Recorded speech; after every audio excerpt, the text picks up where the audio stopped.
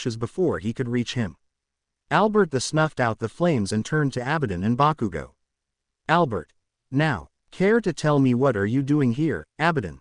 The group was staring down at the demon Albert referred to as Abaddon. Meanwhile Bakugo was being helped by Angela and Todoroki. Angela. Bakugo, why are you here? Bakugo. I wanted answers so I came to Izuku's old house, I never expected to encounter him. Todoroki. You ran into him. Bakugo. Yeah, he left though and sent that demon to fight with me. Albert. Makes sense, I doubt he will show himself for a while after my encounter with him. Bakugo. Who is the old man? Angela. Don't call him that. He is Albert von Frank, he is the one who almost beat Midoriya in Hosu. Bakugo's eyes widened in surprise. So this was the guy, he didn't look like much but he took down that other demon in a few seconds, so it must be true. Albert. Don't worry, it's quite alright. Now, Abaddon, care to explain? Why in the world is the leader of the demons in the 7th hierarchy in this realm, especially hiding in a human body? Abaddon. I don't think this is the correct place to talk, Frank. Albert. You are right. Albert's eyes began to glow and suddenly a blinding flash covered them all. As the Floridas disappear red, they were now all sitting in Albert's living room. Bakugo. The hell, Todoroki. It's magic, Bakugo, literally. Angela. We are in Mr. Albert's house. Albert looked at Abaddon. Albert. Now, care to explain? Everyone turned to look at the demon. Abaddon sighed, he had no other choice. Abaddon. I am here hiding from Izuku Midoriya. The reason I am in this body is because I wasn't able to escape from hell with my real physical body as we are prohibited to. So I created this body and managed to leave hell, but I lost a great amount of power in the process. Endeavor. You are a demon and yet you are hiding like a rat, pathetic. All Might. I don't think you should speak like that, Endeavor. Abaddon glared at Endeavor. Abaddon. I can still beat you to a pulp. Albert. No fighting in my house. Abaddon. Tisk, whatever. Gran Torino. I know very little about demonology as I considered it to be fantasy, but you are one of the most powerful demons on hell, right? Then why are you escaping him? Abaddon. Because his power is way out of my league and I had no intention to be his slave. Aizawa. His slave. Abaddon. Yes, he treats all demons of hell like they are his slaves. Albert. Why is Lucifer allowing this? Abaddon. He isn't, but not much he can do now that he is dead. Everyone's eyes widened. The king of hell was dead. Albert. Explain. Abaddon. 4 years ago, Izuku manifested in hell, but there was something off about him. Abaddon. Despite being a mortal soul, he somehow had an enormous power that was somehow able to rival hell's most powerful entities. Abaddon. Great is the speculation of what unnatural force was the one that gave him the powers to terrorize hell like that. Abaddon. It wasn't long before the demon factions united to try and bring him down, but it just resulted in a one-sided massacre. Then we faced the fact that with every demon he killed he got stronger and stronger. Soon not even the overlords of hell were safe from him. Abaddon. He attracted his own bands of followers and basically declared war on the overlords that had dominated hell for centuries. Hell fell into an all-out war. Abaddon. Even I was involved. I marched my demonic legions through the lands of hell to bring an end to him. Abaddon. But that monster. With each passing day he became stronger and stronger. Abaddon. He began to even fight the lords head-on. The first one to fall was Leviathan, Abaddon, and from then, things just started to get worse. His power was extending over half of hell at this point. Only a few of us demons from the higher hierarchies remained. That is when the last demons received a message from the surviving lords. We were going to bring an end to everything, or so we thought. For the first time possibly in millennia or ever, all the free demons banded together to destroy this monster's soul. We all gathered with even the lords on the battlefield and charged against his forces from all directions. Abaddon. This turned into the biggest battle fought on hell in its entire history. Abaddon. We thought we had a chance to win. That is when he personally appeared. In just the span of a few minutes, he turned the tide of battle in his favor, and we suffered a disastrous defeat. Only a handful of us survived. His look of sick pleasure he was getting from all of the murders was one not even I can forget. Abaddon. With all the lords dead after the battle, he moved on to the last threat to his power. Lucifer himself. Abaddon. Their battle shook the foundations of hell itself. Albert. That must have been the disturbance I felt in the natural order of things. Abaddon. Possibly after all, when the battle was over, Lucifer lived no more. He absorbed his soul and added it to his powers. He was now the new devil. Albert. Did heaven intervene in all of this? Abaddon. Yes, they did. Michael was sent down to hell with a group of angels to restore the natural order that had been shattered. Abaddon. They battled against Midoriya and his followers, but not even them were able to overthrow him. It ended in a stalemate, and shortly afterwards, the angels retreated. After that I lost hope and hid myself in this realm, with the hope of one day return to hell and beat out that monster. Bakugo. So that is what he meant. Aizawa. What do you mean Bakugo? Bakugo. I asked him during my encounter with him if his powers came from selling his soul to the devil. He laughed and said that no, that he had replaced the devil. Abaddon. Indeed he did. Albert. I see, and do you have any idea of what he is doing here? Abaddon. I think you and I are suspecting the same thing. Endeavor. Spill it out already. Abaddon. He is here to open a portal and link hell to earth, and then he will make his way to heaven. Gran Torino. How will he do that? Abaddon. I believe he will perform a ritual using souls as energy which will allow him to open the portal. Albert. My only question is why hasn't he done it already? Abaddon. I have my suspicions as well. I believe that to use the souls he has to store them somewhere, but whenever a high-ranked demon kills a mortal soul, the soul is automatically destroyed so the demon can't absorb it and become extremely powerful. Angela. How would they get so powerful from getting one human soul? Abaddon. Human souls are much more powerful than demon souls, as ours are corrupted greatly, so probably God made souls destroy themselves if they were murdered by a demon so they don't become too powerful. All Might. Then how does he expect to achieve something? Albert. Underlings. He has sided with the League of Villains. He probably has made a deal with them so they will be the ones killing so the soul doesn't get destroyed. It all makes sense now. Angela. We have to stop him. Aizawa. I can't believe what I am going to say, but yes, I agree with her. Everybody nodded, agreeing that something must be done. Albert. If you want to fight demons, then you must get more powerful. With your current level you will be obliterated. Bakugo. Tisk. Gran Torino. But what can we do? Albert smirked. Albert. Don't worry about it, I know just what we can do. Albert. Follow me. Albert guided the group into another part of his house, which contained many books, potions and other materials for magic. Albert. You may not like it, but I will do a ritual for each one of you individually. Except you, Abaddon. I believe you are strong enough to fend for yourself. Aizawa. Ritual. Albert. Indeed. This ritual will give you a boost in your abilities and will allow you to fight off demons much more easily. Endeavor. What exactly are you planning to do, wizard? Albert. I will infuse you with purified hell flames. All Might. Excuse me. Albert. As you heard, purified hell flames are the best chance any of you have to fight off demons. The pure hell flames mixed your quirks will become the ultimate weapon against demons.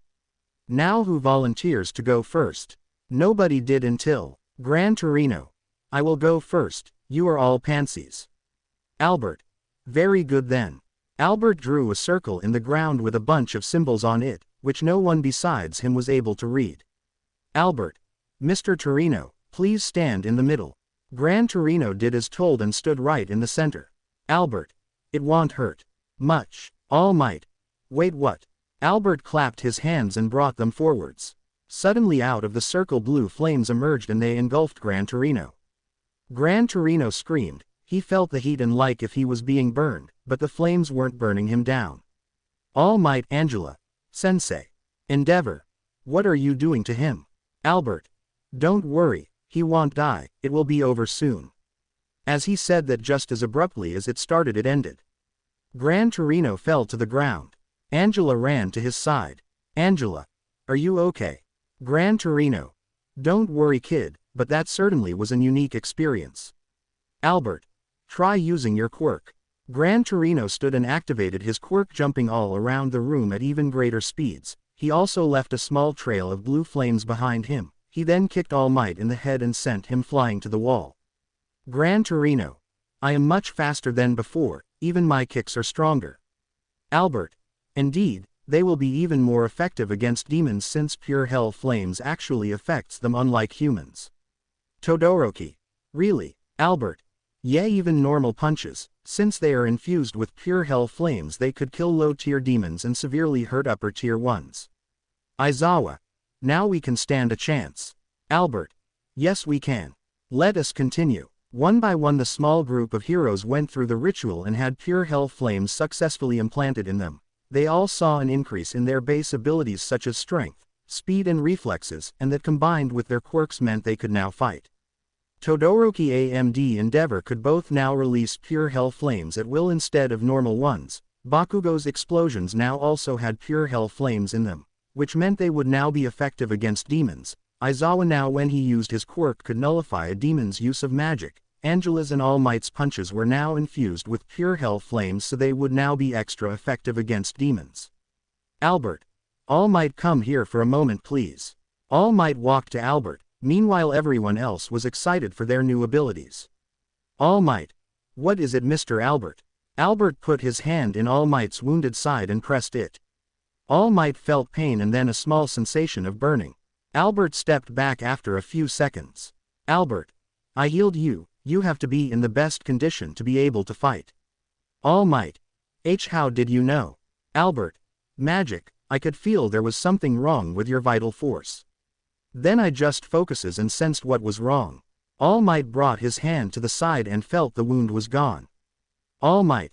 Thank you very much. Albert. It was nothing. Now. He turned to the rest of the group, which in turn turned to him. Albert. I believe we are ready. In a restaurant in Kyoto. Screams could be heard around the place. A few hurried steps could also be heard as they were running away from something or someone. We can see it was a little girl that was running as fast as her little legs could carry her. She suddenly stopped as she saw she had reached a dead end. The body of one of her dead friends lied on the ground.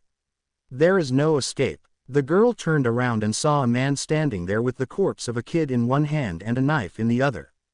Girl. Please no. Ha ha ha ha, sorry kid, I just love doing this so much. We can see now the dead body of the girl lying on the ground. The man then looked to see a giant golden plush lying on the ground. The man picked it up and sliced its head off from it. I will keep this as a memory. He turned and prepared to leave. Humans. Killing them brings me much pleasure. The man went to a room. He dropped the bare head on the floor. He then snapped his fingers and all the blood stains in his body and clothes disappeared. He then sat down on a chair and rose his feet to the desk. Suddenly a flash of light appeared and it blinded the man for a second. He then reopened his eyes and saw Izuku standing there in the room, smiling at him. Izuku. William, my friend. So here you are, William. And here I thought I was going to be able to relax. What do you want? Izuku. I need your help, my bloody old pal. William. What if I refuse? Izuku. Oh ho ho, I know you want. After all, I am the only thing keeping them away. William shivered. He looked at Izuku and ruffled his hair to distract himself. He felt the stares of them behind him. Izuku. And I also don't think you want to go back there, do you? William stood up and watched the mirror, though it wasn't exactly him what he was seeing. William. I really don't. Izuku. I thought so. So now my little bunny, let's talk about your mission. As the heroes were testing their abilities, Albert approached them. Albert, I believe we must part ways now. You are ready to defend yourselves in case of an attack, though still be careful please. Gran Torino Aizawa, understood. Angela, Mr. Albert, what are you going to do? Albert, I will take Abaddon with me. We will go around searching for any other demon that may have encroached on our dimension, and if we are lucky we may even find Midoriya, though, after my last meeting with him, I doubt he will appear anytime soon. All Might, what makes you think so? Abaddon, he will hide like a coward since he doesn't want to be sent back to hell. He will probably send his pawns to do his beating, just like last time. Bakugo, that bastard, he better show himself so I can send him straight back to hell. Albert, even with your new powers, Midoriya is still much more powerful, so if you encounter him, don't engage in battle. Bakugo, tisk, Albert, your powers can destroy completely a low-tier demon, but if you engage in battle with an upper T1, you will be in trouble if you are alone. Todoroki, what classifies as low tier and upper tier? Albert, well, the demon that attacked Musafu a few months ago and the one of the UA festival can be considered medium tier ones. Low tier demons could probably have a force comparable to All Might's base 1, an upper tier demon would be the one I killed while rescuing Abaddon and Bakugo. Endeavor, him, he looked weak to me, you destroyed him so easily too. Bakugo, that bastard was not weak. Albert, indeed he was anything but weak, I was just lucky to catch him off guard, so I killed him easily. Bakugo, that bastard said he was one of the 7 Lords of Hell too. Todoroki, 7 Lords of Hell. Abaddon, it's the new hierarchy Midoriya has imposed on Hell. I believe each Lords has a number in their hands that represents which position they hold. Alistair, the demon Frank killed, he was the 7th Lord. Gran Torino, so there are other 6 extremely powerful beings out there. Albert, that is why I please ask you to don't engage in battle alone against these beings. Aizawa, got it. The group of heroes returned to UA and gave an explanation of what happened during their meeting with Albert and everything they have learned. Nezu, this is certainly an interesting development. Naomasa, indeed, but at least, this means we can now fight back. Cementos, we have also gained a powerful ally it seems. Aizawa, the next time they come at us, we will be ready. Angela, Todoroki, and Bakugo returned to their normal classes as usual, but they were forbidden from talking about their experiences. The boost they received from the infused hell flames was noticeable, and many of the other students wondered about how they became much more powerful overnight. Of course the 3 of them played dumb and said nothing about how they were involved in a ritual performed by a 2,000-year-old wizard. Soon the exams began, and so the students prepared themselves for the incoming tests they would have to do. In the end only a handful failed the practical exam, while everyone passed the written exam.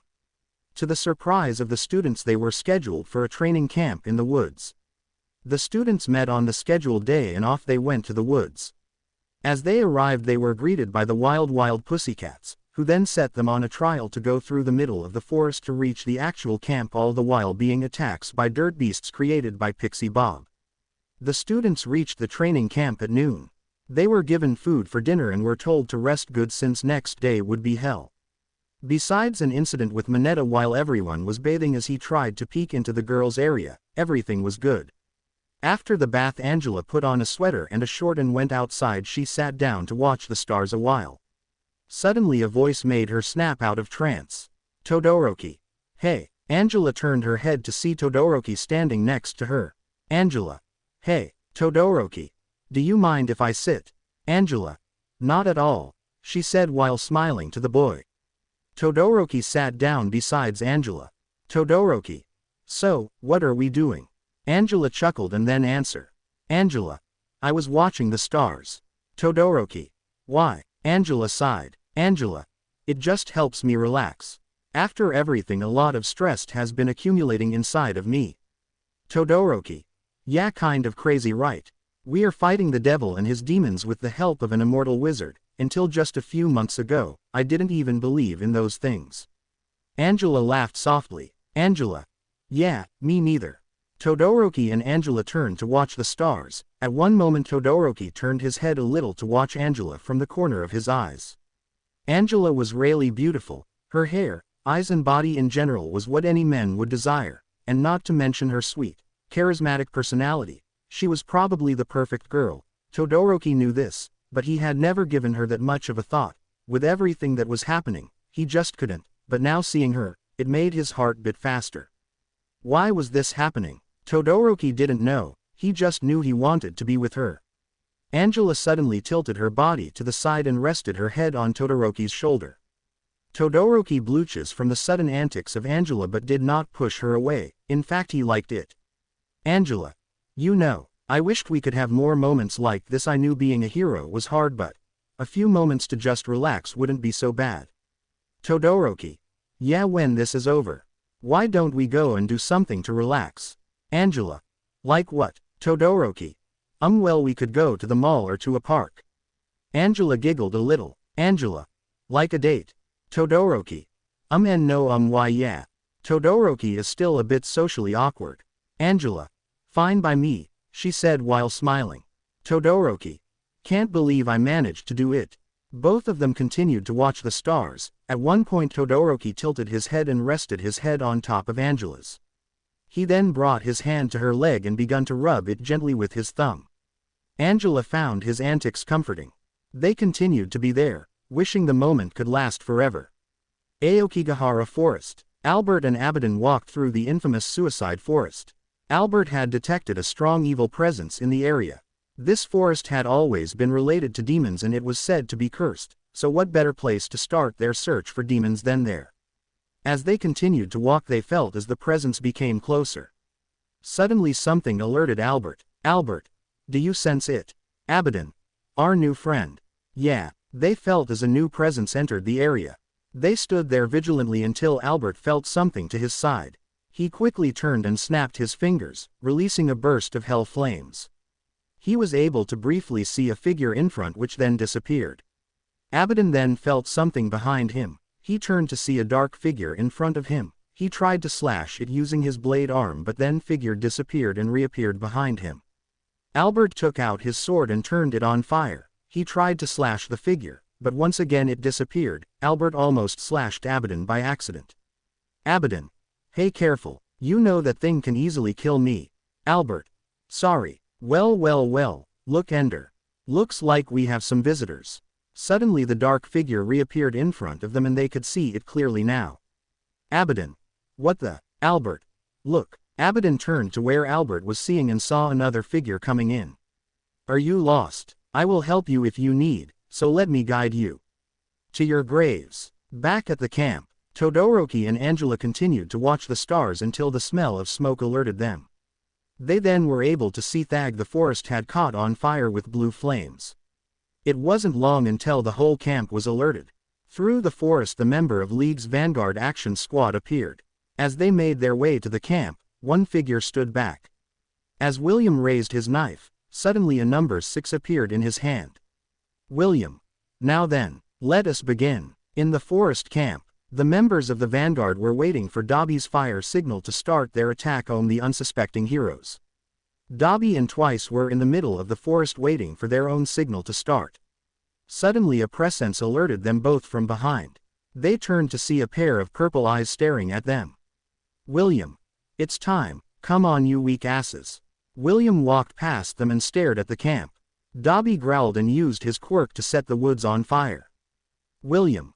Now then, let us begin. William walked further into the forest while Dobby and Twice stared at his back. Dobby. I can't believe I have to follow Mr. Grapefucker's orders.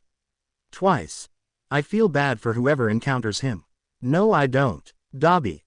At least we are not with that broccoli pimp. We only met him for like 5 minutes and I hated every single second of it.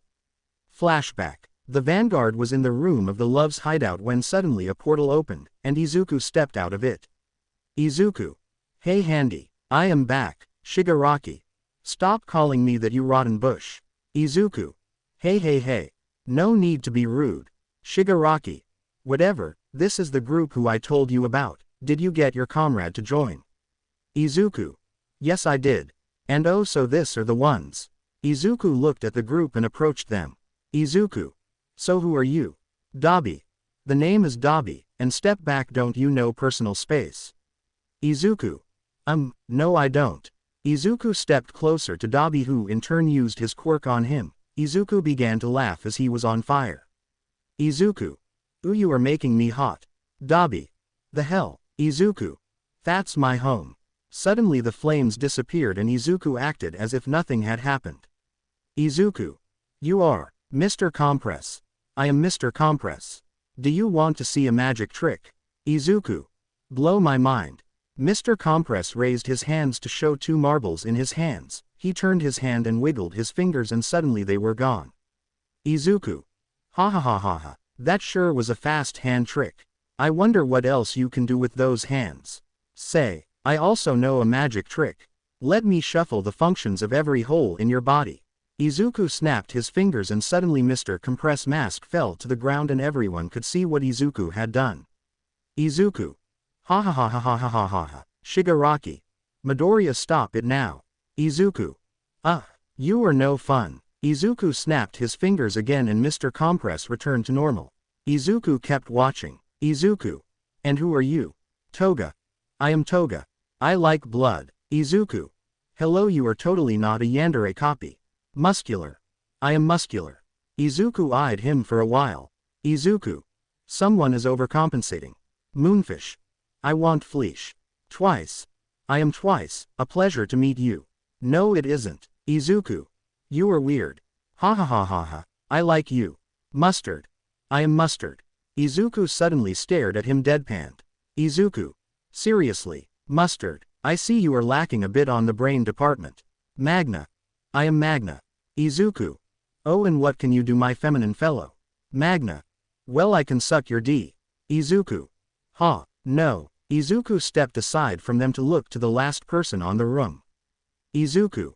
And who could you be? Spinner. Don't talk to me as if we were pals. You killed Stain. Shigaraki. You didn't tell me this guy was with you. Spinner took out his katana and pointed it at Izuku's face, who just watched him with a smile on his face. Spinner. I am going to kill you. You are going to suffer the most horrible way to die possible. Stain was a savior and you murdered him. It's only fitting for your death to be start of the new hero killer who will cleanse this society. Izuku. Wow, that is a lot coming from an overgrown lizard. Spinner. You are dead.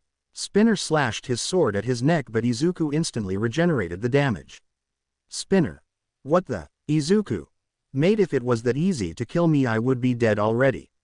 Izuku suddenly appeared in front of Spinner and stabbed his hand through his chest and ripped out his heart, just like he did with Stain. Spinner dropped to the ground and Izuku dropped the heart. Izuku. Anybody in for some iguana burritos?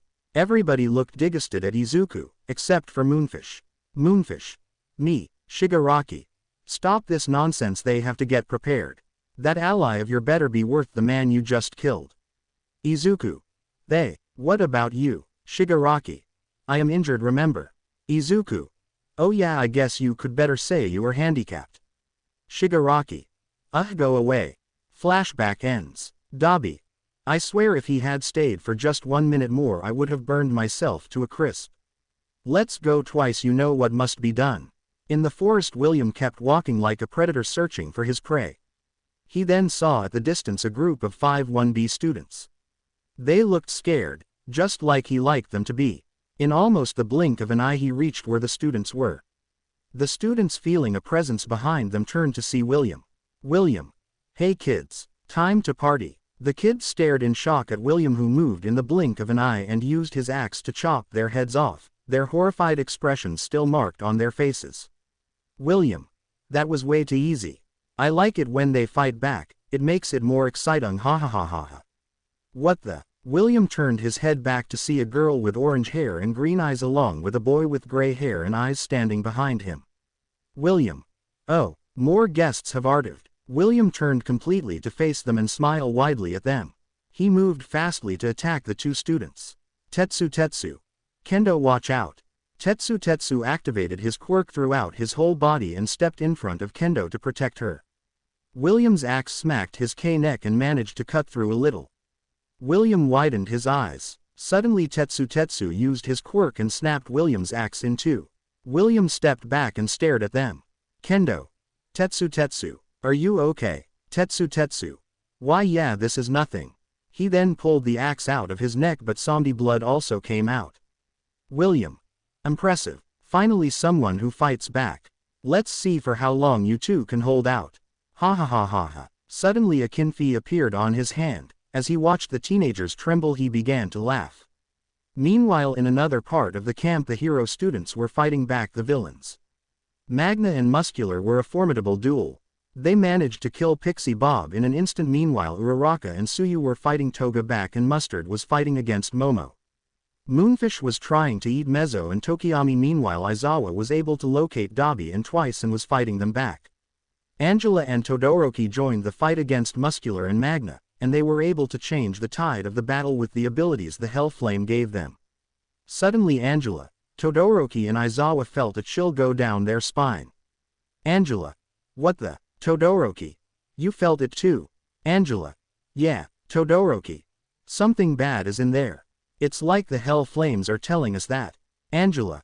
We are the only ones who can fight a demon so we must go. Todoroki. Yeah, Aizawa. What is this? A bad presence is inside the forest.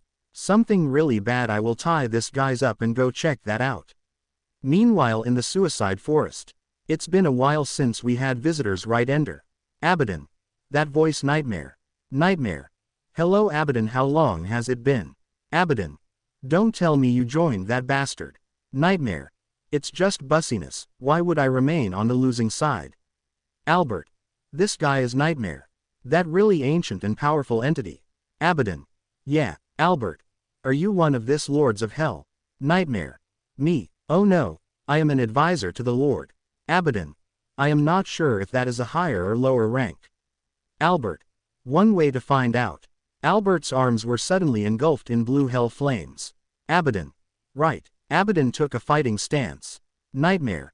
I have never met someone so eager to die. Suddenly Ender attacked Abaddon and kicked him away from the battlefield. Meanwhile all the shadows attacked Albert, who had to create an energy shield to protect himself. Albert jumped, and as he did, he ignited the ground with fire. The shadows retracted but then launched themselves at Albert, who summoned his hell flame sword and began to cut through the shadows.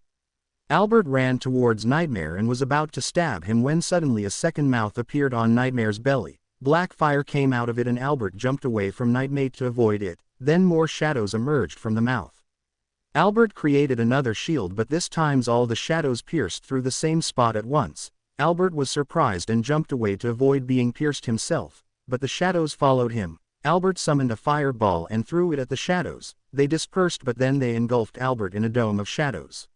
Suddenly a bright light started to emerge from the inside, piercing through the shadows and then dissolving them. Albert then came out of there. Albert. Thisness going to be a lot harder than I thought. Meanwhile with Abaddon, Ender landed on top of Abaddon, who used his arm blade to try and cut Ender, who just teleported away. Abaddon stood up and looked around but couldn't see Ender. Suddenly Ender appeared from behind and smashed him in the head into ground. Abaddon quickly rolled and turned to shoot Ender with a blast, but when he did, Ender teleported away again. Abaddon stood up, wary of his surroundings. Abaddon. This will be difficult. Back at the camp, Todoroki and Angela were running through the forest. They felt the evil presence was closer and closer with every step they gave. With William. William stood over the bloody corpse of Tetsu. He had also killed a blonde-hair boy with black stripes and a gnome with purple hair and balls on it who were unlucky enough to stumble with him. Meanwhile on the floor lied a bloody yet still alive Kendo. William turned to look at her. William. I was really hoping you would last longer, but oh well, time to end this. He walked closer to her. An axe suddenly appeared on his hand. He raised it and brought it down. He was about to hit her when suddenly a barrage of blue flames engulfed his axe and part of his arms. William widened his eyes and stumbled backwards, letting the burnt axe fell to the floor. Todoroki. That was close. Angela. Kendo. Angela quickly jumped to Kendo's side, grabbed her and jumped back to Todoroki. He laid her on the ground. Todoroki. So, you must be the demon. William. Oh, pure hell flame. How interesting. Angela. You will pay for what you have done. Suddenly Angela clenched her fists and a small trace of blue flames appeared on it. William. You too. This is something else. But you see, you will need more than that to beat me. William raised his arms to show them they were unaffected. Todoroki. How? William. Those flames only work on demons' bodies. Angela. You are not a demon. William. Oh, I am a demon. He showed them the back of his hands to reveal the number 6 on each one of them. Todoroki. You are one of the lords of hell. William. Damn right I am. Meanwhile, from where she was, Kendo was hearing everything. Her mind tried to comprehend what was going on. Kendo. Hell flames. Demons. Lords of hell. What is going on? Todoroki. Then why are you unaffected by it? William. As I told you, those only work on demons' bodies. This is a human body. Angela. What? Todoroki. You possessed someone. William. No, this is my body. Let me explain. All demons that follow Izuku used to be humans, evil humans who died and went to hell, including the lords. They followed the new lord, and in exchange he gave them power and demon bodies. I was a different case. I used to be a security guard on a kids' restaurant in the 1980s. I used my positions to kill kids while disguised as one of the mascots to prevent being discovered. I murdered them to harvest their souls. I was sure I could use them to become immortal. But it all went wrong. The souls escaped and trapped me. I used my old disguise to hide from them, but the disguise had a malfunction and it activated the robot mode as it was one of those old Springlock suits. It killed me, horribly. Well, at least it should have. But I was cursed. I got what I wanted, immortality, but I would have to spend the rest of eternity inside that suit suffering the pain that should have killed me for over 200 years. Then the Lord found me, and offered me a second chance. As his server he gave me an enchanted material that freed me from my curse, and now I am here. Todoroki, Angela and even Kendo had disgusted looks on their faces as they processed what this man had done. William. And that is the end of the tale. William summoned 2 knives and grabbed them. William. You die here, kids. Todoroki. As if. Todoroki used his normal fire against William, who jumped away. He then landed to be greeted by a huge ice barrage. He used his knives to be able to cut through them. He then jumped high and summoned a bunch of knives around him, which later threw themselves towards Todoroki. Todoroki managed to jump away, then Angela dodged the other incoming knives, and using the boost she had, she jumped and managed to punch William back into the floor.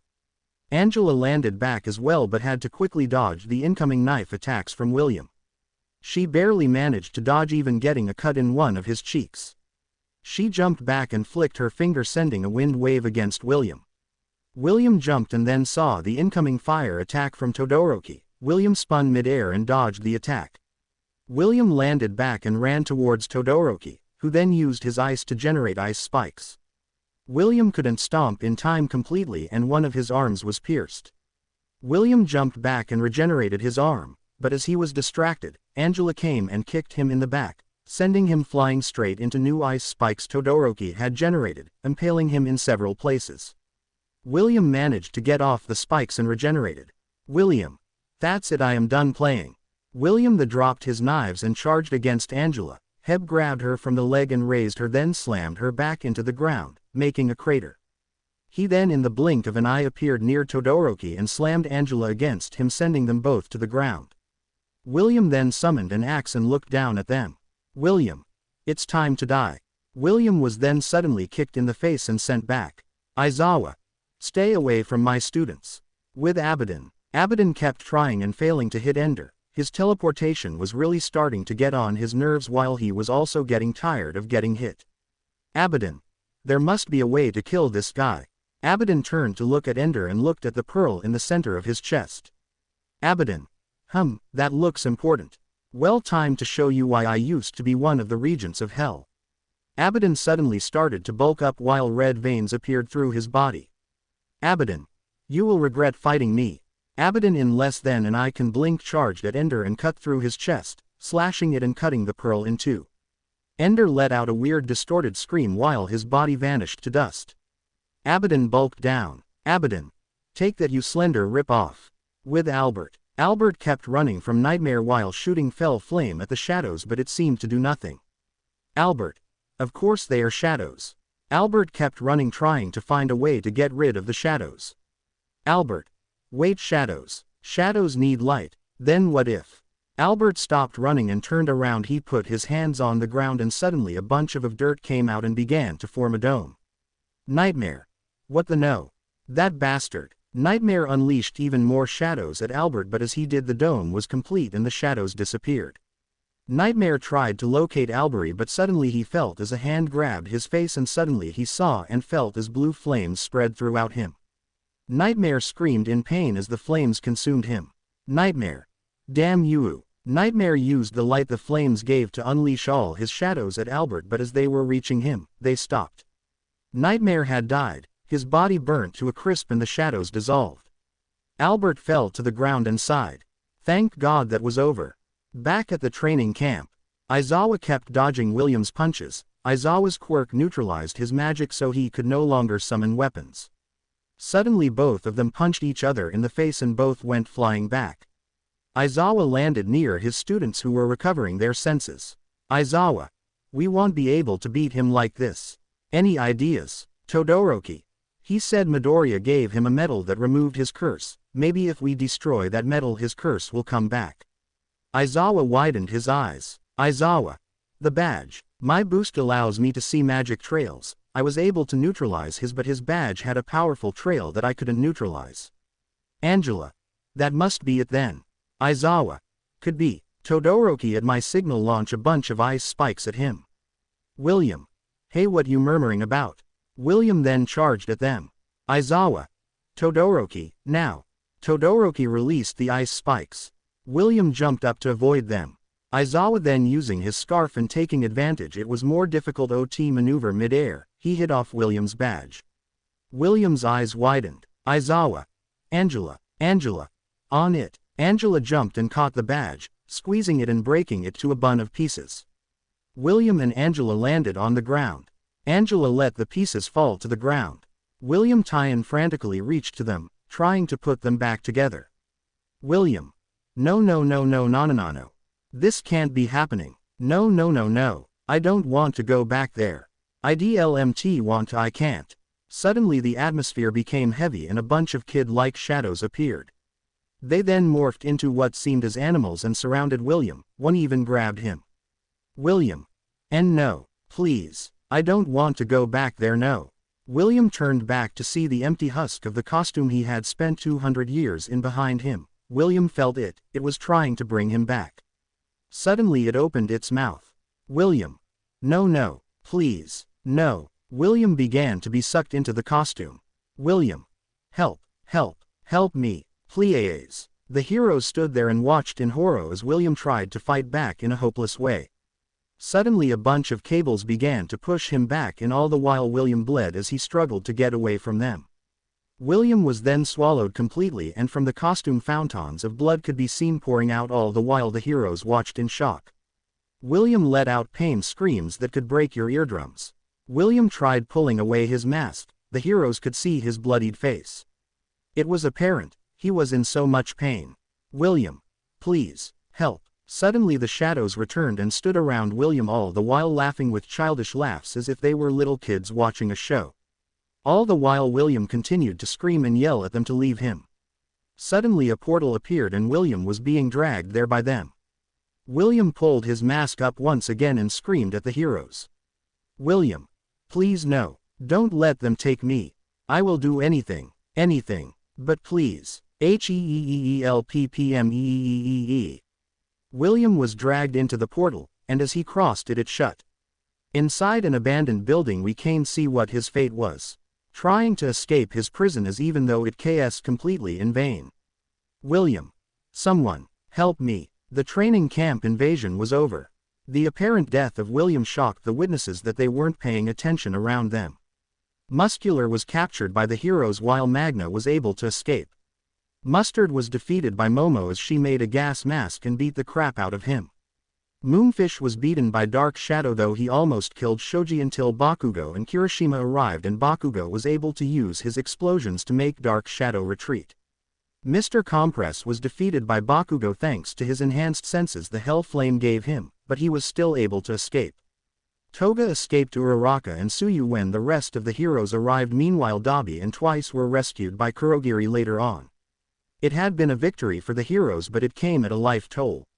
6 1B students including Tetsu had died at the hands of William, and Kaminari and Mineta were killed by his hand as well. Kendo was severely injured by William and Pixie Bob was killed by Muscular. Ragdoll was also found dead on the forest, presumably killed by William as well. The amount of deaths was of 10 in total. The students and heroes were transferred to a nearby hospital to check on them. The team that had gone to meet Albert after Hosu, Endeavor, Gran Torino and All Might, as well as Nezu arrived to the hospital both to check on them and provide security. In the room where Angela, Todoroki and Bakugo were being checked at the request of Aizawa Class 1A entered. Mina, Uraraka, Angela. They both went to hug their friend. Mina. We were worried about you. Uraraka. I can't believe you beat that guy with Todoroki and Mr. Aizawa. Toru. Well, he deserved it. Kirishima. Yeah, he killed 2 of our classmates.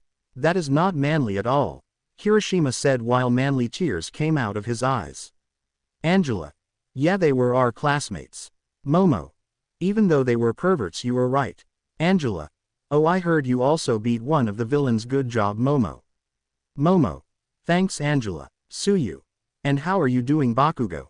You were almost kidnapped after all. Bakugo. I am fine, Frog Girl. Why wouldn't I? Suyu. Yeah, that is definitely him, Kiro. Bakugo. What is that supposed to mean, huh? Kirishima. What about you, Todoroki? Todoroki.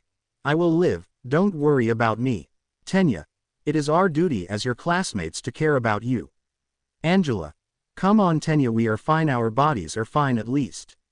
A flashback came through her mind. William's screams for help wouldn't leave her alone. William. Please help me. Ah. In reality, Angela was trembling from having to remember that scene. It would haunt her for the rest of her days. The other students watched as Angela seemed lost in her mind while trembling. Todoroki put his hand on her shoulder. That woke Angela from her flashback as she saw she was still in the hospital with her friends. Uraraka. Is everything all right? Angela. Angela. Why, yeah, Tenya. We are your friends. If something is bothering you, we are here to hear you. Angela looked at them. Tears started to form in her eyes. Angela. I am sorry. Mina. Sorry. For what? Angela, what is wrong? Todoroki. Sorry guys, we were instructed not to tell anyone anything. I guess she just can't lie to you like that. Uraraka. Oh, Tenya. Then we shall not pry into this matter. Suddenly the door opened and revealed the magic hero group and Nezu to be standing there. Nezu. I am sorry to interrupt you, Class 1A, but may we speak with Ms. Haoito, Mr. Todoroki and Mr. Bakugo in private? Tenya. Yes sir. Come on, let's go somewhere else. The rest of 1A said their goodbyes and left the room. The hero group entered. The students stood up and vowed to the principal. Nezu. Please remain, sit, you are injured. Endeavor. What the hell, Shoto? Not even with your new powers could you beat him. Shoto glared at him. Aizawa. To be fair, Endeavor, he wasn't an easy target. He was the 6th Lord of Hell after all. Even to me it was difficult. All Might. Don't be so hard on them, Endeavor. Young Angela. Young Bakugo, young Todoroki, how are you? Angela. We are fine, All Might, thanks. Gran Torino. You are lying. Angela. What? Gran Torino. You can't fool me, I see right through you, there is something bothering. Another image came through her head. William. I don't want to go back there. Please help me. Angela gripped her legs. Angela. It's just his screams of pain, those images. They won't leave me alone. Aizawa. Yeah, even I tremble at remembering that. Nezu. We will appoint some therapies with Hound Dog, maybe he can help you. You too, Mr. Todoroki, just to be sure. Todoroki nodded in response. Angela. You should also consider Kendo, she saw her classmates get killed in front of her and then that. Nezu. Yes, we will take her to that as well. All Might. I believe we should check on her. Angela. Can we go, please? She is my friend. Nezu. I don't see why not. The group left the room to go into the one where Kendo was resting. They entered and saw Kendo staring at the ceiling. Angela ran to her side and grabbed her hand. Angela. Kendo, are you okay? Kendo continued to stare at the ceiling. Angela. Kendo. Tell me, what was that? What was that? Who killed my friends? Tears started to form on her eyes. A flashback passed through her head. Kendo. It wasn't human, right? You said it. A demon. A lord of hell. Just what is going on? Kendo turned her head to face them and they could see her tears funnelling down her face. They all felt bad for her, even Bakugo and Endeavor. She had gone through a lot. Angela. She deserves to know, right? After everything, she turned to Nezu, who nodded in response. Angela then proceeded to explain everything they knew about what was happening, about Midoriya and Abaddon and the rest of the demons, about the Lords of Hell and about Albert. Kendo. I see. That is a lot to take in. Angela just looked down at her with a sad expression. Suddenly a flash of light appeared on the room, then a portal opened and out of it came Albert and Abaddon. That all turned to Luca at them. Angela. Mr. Albert, what are you doing here? Albert. I came to see what was happening. I saw in the news about the attack. I guessed a demon could have been involved, so I came. If all of you are here, then I guess I was right. Nezu then walked up to him. Nezu. So you are the magic scientist I have been heard about. Pleased to meet you. I am Nezu, principal of UA. Nezu extended his paw and Albert shook it. Albert. A pleasure it is for me as well. I am Albert von Frank. Albert released his hold on Nezu's hand and looked around the room. She saw Kendo on his bed with all her wounds. He walked up to her. Albert.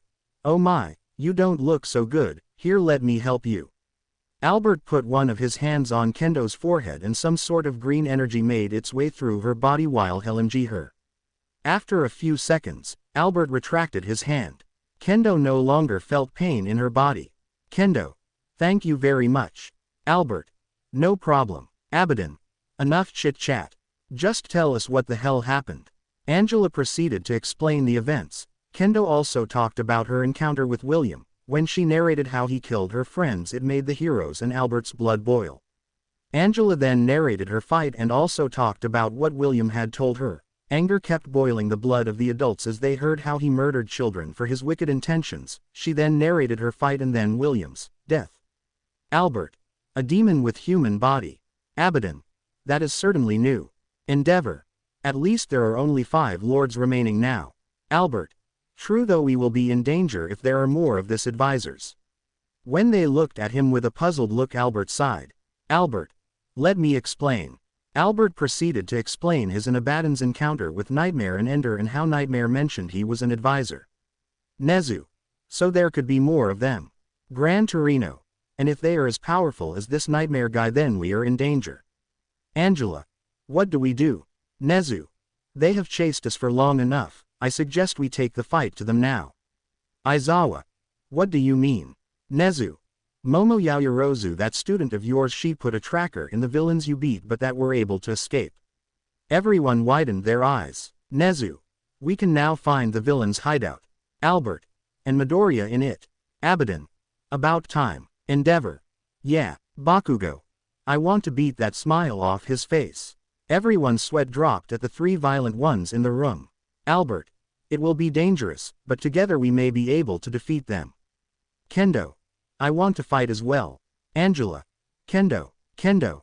Mr. Albert, I know this may be too much for me to ask, but can you perform the ritual you did on them on me too? Albert widened his eyes. Kendo. I want to be able to fight back and bring justice to the monster responsible for it. Albert smiled fondly at her. Albert. Very well, miss. Nezu. The more the better. I will host a news conference tomorrow to try and clean our name. While that is going on, you attack. Albert. Very well. Be ready because tomorrow we might as well be going into hell. The press conference Principal Nezu was giving was being transmitted to all of Japan. Aizawa and Vlad King were also there to make it look more convincing.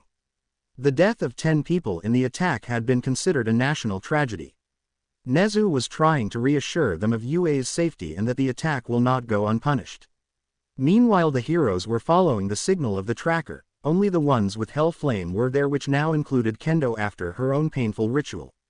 Albert and Abaddon were following them from the shadows as backup. They were going after the devil after all. As they made their way trying to go unnoticed, they finally managed to reach their destination. The heroes stood on the road as they looked what to them seemed as warehouse. All Might. I will go first. All Might carefully moved to the warehouse entrance. He was about to open the door when suddenly, boom. A giant explosion threw the heroes back away from the warehouse. Well, it had been more of a blast. Endeavor. What the hell? All Might and the rest of the heroes stood up, and then they heard steps and claps that were coming from inside the building. Ha ha ha ha. Congratulations, you found me, All Might. It has been a while since our last encounter. All Might and Gran Torino's eyes widened as they recognized the voice of who was talking. The smoke cleared to reveal a tall man with gray hair and gray eyes in a suit. All Might. All for one. AFO. Glad to see you still remember me. Angela. That is All for one. But All Might said he had beaten him. All Might. How are you undamaged? AFO. You what? Obliterated my face. Ha ha ha ha. Our common devil of a friend made a nice work in bringing it back to normal, don't you think? Albert widened his eyes at that. Albert. So he made a deal with him. Abaddon. Seems like it. Do we intervene? Albert. No, only if Midoriya appears. This guy may be powerful, but he is still just a normal human. Stay on the alert though. Abaddon. Right. All for one walked forwards towards THR group. AFO. I'm going to enjoy those very much. All for one charged his arm once again and released a shock wave on the heroes. All for one then had to block fire from Endeavor and Shoto using his two hands in the air cannon. Aizawa then went running against All for one, caught his neck with his scarf. All for one completely blocked the Todoroki's attacks and then grabbed the scarf with one of his hands and threw Aizawa away. Angela went running against All for one and punched him several times, although they only made him step back a little bit. He caught one of her punches and slapped her away. Bakugo went running towards All for one and unleashed massive amounts of explosions on him. When Bakugo stopped and the smoke cleared, he could see All for one had not been damaged at all, and he had a rather annoyed expression on his face. All for one. You are dusting my suit, boy. All for one then grabbed him by the face and smacked him into the ground. He then lifted him and threw him away. All for one was then punched in the face by All Might and he was sent flying back. He then landed in his feet and had to caught All Might's punch directed to his face. All for one. Against with the face, All Might. I guess old habits die hard. I know that really well. After all this years I still like beating you holders of one for all. Ha ha ha ha. All Might. Shoot UUPP. All Might lost his cool and threw a punch with his other hand against All for one. All for one stepped to the side and caught the punch in between his arm and his body. He then grabbed All Might's other forearm and using his strength he lifted All Might off the ground and began to spin around. He then threw All Might against an incoming Gran Torino, making them collide with each other while All for one began to laugh at his doing. A shadow then lured above him. He had to avoid a giant punch falling over him by stepping to the side. He looked to see Kendo standing there. All for one. That is an interesting quirk, miss, but here let me do one better. All for one began to float in the air and he then transformed his arm into a big amalgamation. All for one. I won't play this time around, All Might. You die here, I assure you that. All for one then charged against All Might.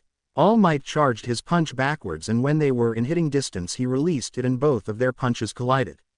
The force was so strong that the shockwave flattened most of the buildings around them and sent everyone flying. Even Albert and Abaddon had trouble to remain standing. Their punches stayed in a stalemate. All for one. What the? All Might. Sorry, All for one, but you aren't the only to have gotten a boost recently. All Might's arm began to overflow with energy from the pure hell flames and he began to make more force into his arm. All for one's arm began to shake as the force All Might pressed on him increased. All for one. Wah. A great rush of energy overcame All Might and he ejected so much strength through his punch that All for one's arm exploded into many pieces, as he completely bypassed the shock nullification. All Might dropped to a knee while coughing. All Might. That definitely took a toll on me. All Might stood up and went to where All for one laid. All Might. It's over, All for one. All for one. How is this possible, overpowered again by an idiot? All Might. Where is your league? All for one. Safe, we predicted your attack so they were able to hide. They will continue my legacy. But I will make sure to end you so you don't interfere. Midoriya. Suddenly a flash of light appeared in the middle of the battlefield and Izuku appeared after the flash was gone. Izuku. You called. He then looked around to see what was happening. Izuku. Oh, looks like you have gotten yourself into a pretty big fiasco, my buddy. I told you it would come to this, but you just didn't want to take your head out of your ass. Now look at you, oh well. Izuku looked around and saw Albert and Abaddon, who had entered the battlefield while everyone else was on guard. Izuku, if it isn't the edgy wizard and the traitor, how nice of you to join us. Now let's see what is my purpose here again. All for one. Destroy them. Izuku. By any means. All for one. Any means. Izuku. Your words then. I'm going to need more power to fight Harry Potter here, so I'm going to be taking my payment if you don't mind. All for one. Wait. Suddenly All for One began to scream in pain as red veins popped through his body. Everyone watched in horror as his soul was stripped off his body and then Izuku absorbed it. Izuku. Nothing like a small meal before a battle now. He turned to the heroes as small lightning coursed around him. Albert widened his eyes in shock and then shouted. Albert. Step back, he is more powerful than before. The heroes were shocked by that statement, but the Izuku snapped his fingers and a bunch of explosions occurred where they were. Fortunately they were protected by Albert, who made a shield of energy. When Albert dissolved the shield he shouted. Albert. No time to lose. Go go go. They all charged then against Izuku. Gran Torino moved quickly against him, but Izuku dodged Gran Torino's attack like it was nothing. He was then attacked by Endeavor's flames. He managed to catch them and compress them and then released it against Gran Torino. He was then attacked by a barrage of ice from Todoroki. He turned the ice to water and then used it to nullify another one of Endeavor's attack and then used the water again to wet him and make him useless. He then snapped his fingers, making the ground below Todoroki explode. Bakugo then charged against Izuku and tried unleashing a barrage of explosions against him. Izuku dodged them all and then hit Bakugo by causing an explosion from his hand. He then saw as All Might, Angela and Kendo jumped towards it. He simply generated an energy barrier around him to block all the punches. Izuku's eyes then blew bright and a massive shockwave sent them back. He then saw as Abaddon charged against him with his blade arm. He simply caught the blade and then Abaddon's arm began to shake. His arm exploded and Abaddon screamed in pain. Izuku then had to dodge a barrage of flames from Albert. Albert then took out his sword and quickly tried to slash Izuku, but he dodged all the attacks. Albert then put his hands on the floor and a wave of pillars against Izuku. Izuku did the same and the pillars smashed against each other, getting destroyed in the process. Albert then threw a barrage of flames, but Izuku stopped them using an energy barrier. Aizawa took the opportunity and ran towards Izuku. He was about to use his ability when Izuku pushed back Albert's flames, releasing a bunch of energy and causing a shockwave that sent them back. Albert stood back up and looked at Izuku, who was smiling at him. Albert. Damn it, this monster. It has gotten considerably stronger. Abaddon. Number. This is part of his normal power. Endeavor. The heck you mean? Izuku. Ha ha ha ha ha ha, look at you. So pathetic. Ha ha ha ha ha. The group of heroes regrouped in front of Izuku. Izuku. You know what? I am feeling generous today. Let me offer you a deal. Stop getting in my way and I don't kill you. In other words, don't make my life difficult and I won't make yours short. Sounds good. Albert. We don't make deals with demons, sorry. Endeavor. Why the heck are you even in our world? Izuku. I want to rule over this. I already rule hell, so this is the next step, ha ha ha ha. Albert. In your dreams. Izuku. Ha ha ha ha. Oh come on. You all need a leader, so why not allow me to enslave? Bakugo. Like fuck we would allow you, dumb freak show. You can go fuck yourself, Deku. Izuku. Hey hey, language. You know down there in my own world I'm the king, so please, behave. All Might. We won't allow you to enslave our world. Izuku. Come on, I was kidding, I won't enslave your dimension. I will free it so that I can do anything. Angela. Free it. Izuku. There would be no more order, a place where laws are undefined. Chaos will reign from above and get weird. Just imagine it, a party that won't stop and a host that never dies. Let me propose you something. Join me in why I rule. I will make sure you have your share. You will be all powerful, and will never be bound BTO laws again. Ha ha ha ha ha ha. Albert. Sorry, I think we will pass. Izuku. Oh, that's a shame, a real shame, but oh well, the time to play is over. Izuku raised himself to the sky and opened his palm. A giant energy ball appeared on top of it. Izuku. Let's see if you can nullify this, Von Frank. He then threw it against the heroes. Izuku. Eat my balls. Ha ha ha ha ha ha ha. Albert tried containing the energy just like last time, but this time he couldn't. Albert. Damn it, it's too much energy. Todoroki. There has to be a way to beat him. Kendo. Why yeah, there must be. Albert.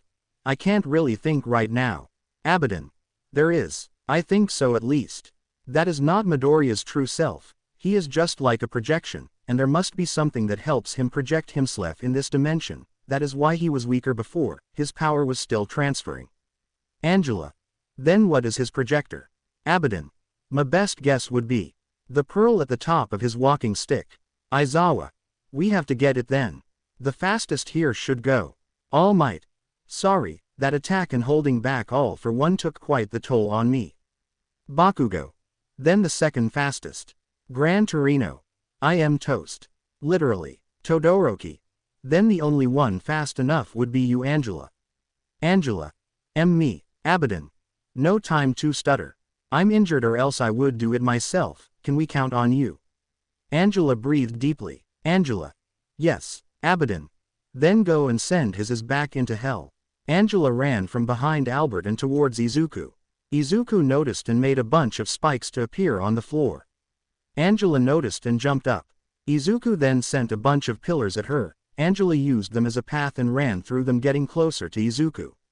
Izuku got annoyed by that and sent his shadows to attack her. Angela dodged the shadows but bruised in many parts as they actually grazed her.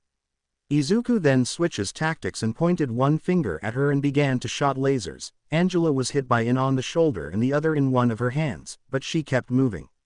She then jumped and tried to grab Izuku's scepter. Izuku. What the hell is she trying to do? Oh wait, no.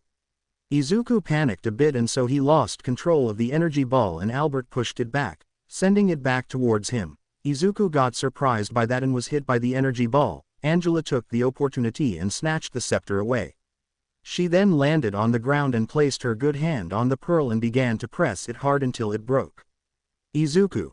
No. Do you have any idea how long it takes to make one of those? Izuku then noticed as his body began to turn to dust. Izuku. Damn you, all of you. Just mark my words. I will pay back, and when I do, you will regret it. With that his body turned completely into dust. The heroes breathed a giant sigh of relief. Abaddon. That should keep him off our backs for a while. Albert. Although I do have to say, even I am nervous for when he eventually comes back. In hell. If we look into Tay Castle we are able to see a figure sitting on a throne with two other figures standing besides him. Izuku. That damn girl, she will regret it when I come back. Just you wait, I will make sure you die the most painful way a perverted mind could come up with. Isn't that right, boys? Of course. Yes sir. Izuku. They will regret it, soon. Everything will be mine. Ha ha ha ha ha ha ha ha ha ha ha ha ha ha. Ever since the battle in Kamino, everything had been much more peaceful for the heroes. There was no new report of demons appearing around Japan and so they thought maybe life could start getting back to normal and maybe just maybe, they could forget all that weirdness that had happened just a few weeks prior. Albert and Abaddon went up and down the country trying to find any remaining demon or follower of the darkness in an attempt to reduce Izuku's strength. The heroes meanwhile had mostly gotten back to their own stuff. For the students they had to prepare for the upcoming provisional license exam and they were training hard under the supervision of their teachers.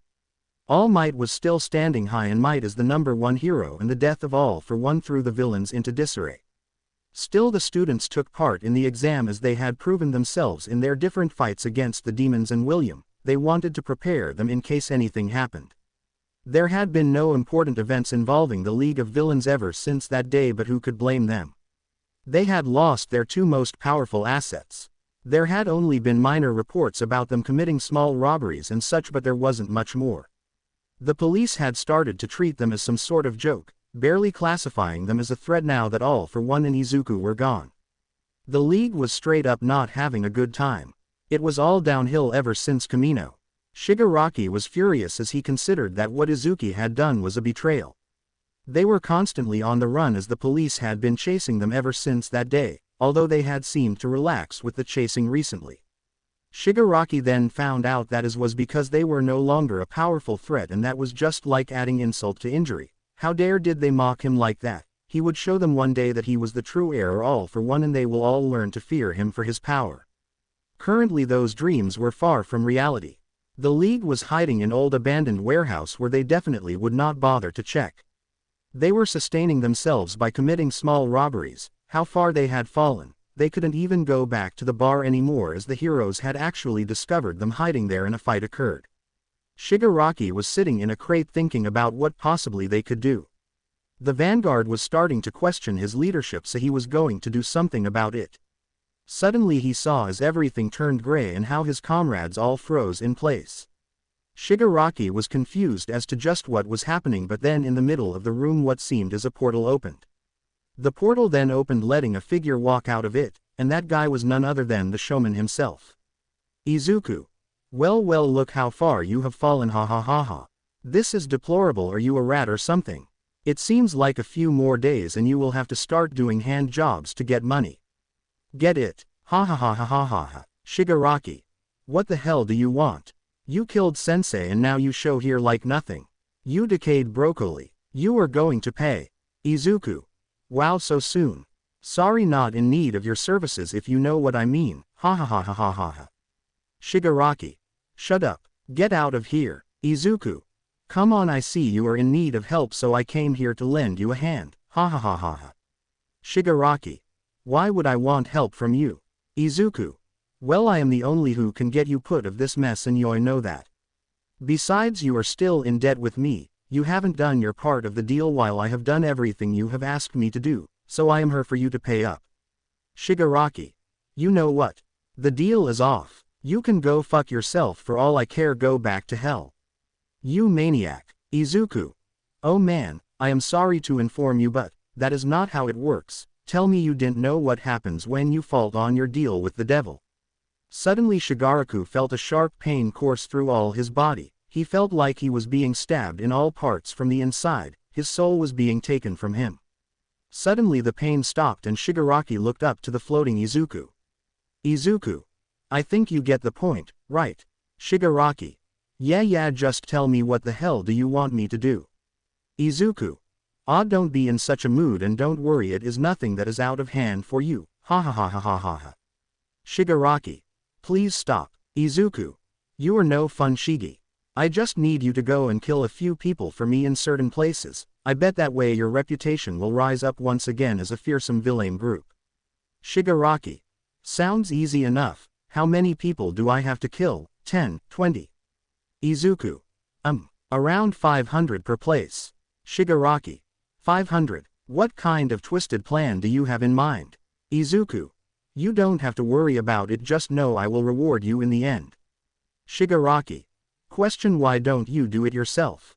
Izuku. Multiple reasons, and I am also trapped in hell right now. It takes a lot of time to make a physical body, and I will send you a bit of extra help that may be essential for you. Tell me, do you accept? Izuku stretched his hand covered in blue flames to Shigaraki. Shigaraki. Sure, why not? Shigaraki shook his hand and suddenly a portal appeared once again behind Izuku. Izuku stepped near the portal and spoke. Izuku. Guys, you are up. He then leaned near the portal to see two people. One with a number 5 in the back of his hand. And the other with a number 4. Izuku. Well, it's my time to go, Shigi. Just know I will be watching you. Ha ha ha ha ha. Suddenly Shigaraki woke up to the screams of his partners. He saw as they took defensive stances in front of a portal from which two people stepped out. Dabi. Who the hell are you? Magna. One step and you are dead. Shigaraki. Ha ha ha ha ha ha. Toga. What is wrong, Shigaraki? Mr. Compress. I don't remember doing a pun. Kurogiri eyed the two men suspiciously and then saw the numbers in the back of their hands. Oh no. Shigaraki stepped forwards and talked. Shigaraki. I present to you our new allies. Ha ha ha ha ha ha ha ha ha ha. In a street in southeastern Musafu. Angela. Just. What are you doing to her? We can see Angela hugging a little girl with gray hair and a horn with bandages in her arms and legs. Mirio was standing next to her while in front of them stood Overhaul, the leader of the Shihasaikai. Overhaul. Yees. You heroes are so sensitive, very well, come with me, it's not something I like to talk in public. Overhaul turned around into an alley while the hers followed him. Overhaul.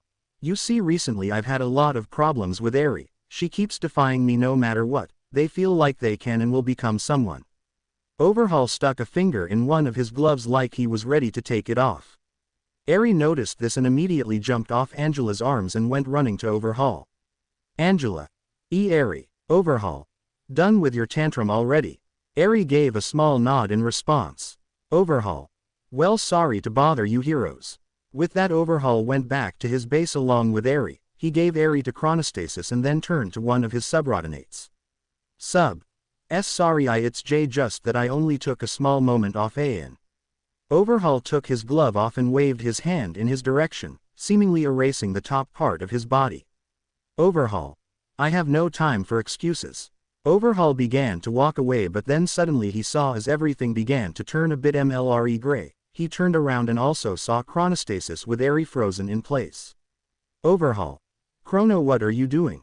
Oh, it's not his fault, my dear bird man. Overhaul turned around but saw no one. He then saw a bright flash of light coming from a seemingly floating circle. Then the flash faded away and there in front of him stood the one and only Izuku. Hello, Overhaul. Overhaul. You are Izuku. Izuku Midoriya. A pleasure to meet you. Yes, quite the pleasure. Izuku approached Overhaul to grab him by the shoulders, at which Overhaul pushed Izuku away. Overhaul.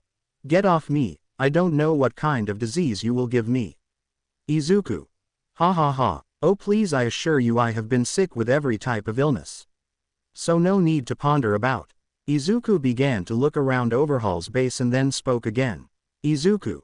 Quite the lovely place you have here. Let me guess, you call it the bird's nest. Ha ha ha ha ha. Overhaul. This is the guy who has terrorized the entire country. His appearance is not one that would intimidate you. And his personality, he surely is crazy. But those eyes, it's like they only see prey. And his aura is a disgusting one. What can the king of hell what with just a humble Yakuza like me? Izuku. Well, you see, I have been keeping an eye in your most recent project. Overhaul. Why, Izuku? The screams of pain of that little girl are like music to my ears. Ha ha ha ha ha. Overhaul. Yeah, he is crazy. Izuku. But that aside, the idea of erasing quirks just sounds so amazing to me. And so I want to help. Overhaul. You do, Izuku. Of course, I can give you all the resources you need to fulfill your ambitions and even more. Of course, all in exchange of a little favor. Overhaul. What the hell is he planning? Favor? Izuku. Indeed. Tell me, do you know what that birdie mask of yours represents? Overhaul. It's what the doctors of old used during the plague. Izuku. Indeed, but not any plague. The worst plague in human history that eradicated almost 50% of all lives in the planet, the Black Death. Good times.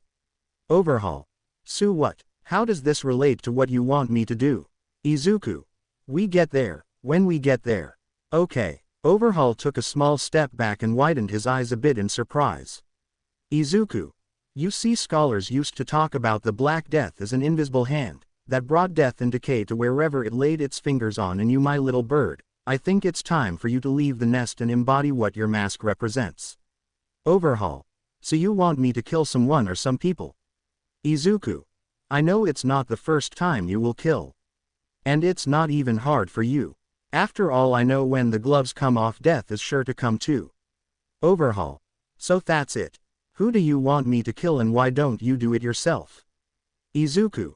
You see, in my last battle I was confined back to my own dimension, so now I can only present myself to you in this metaphysical state inside your mind.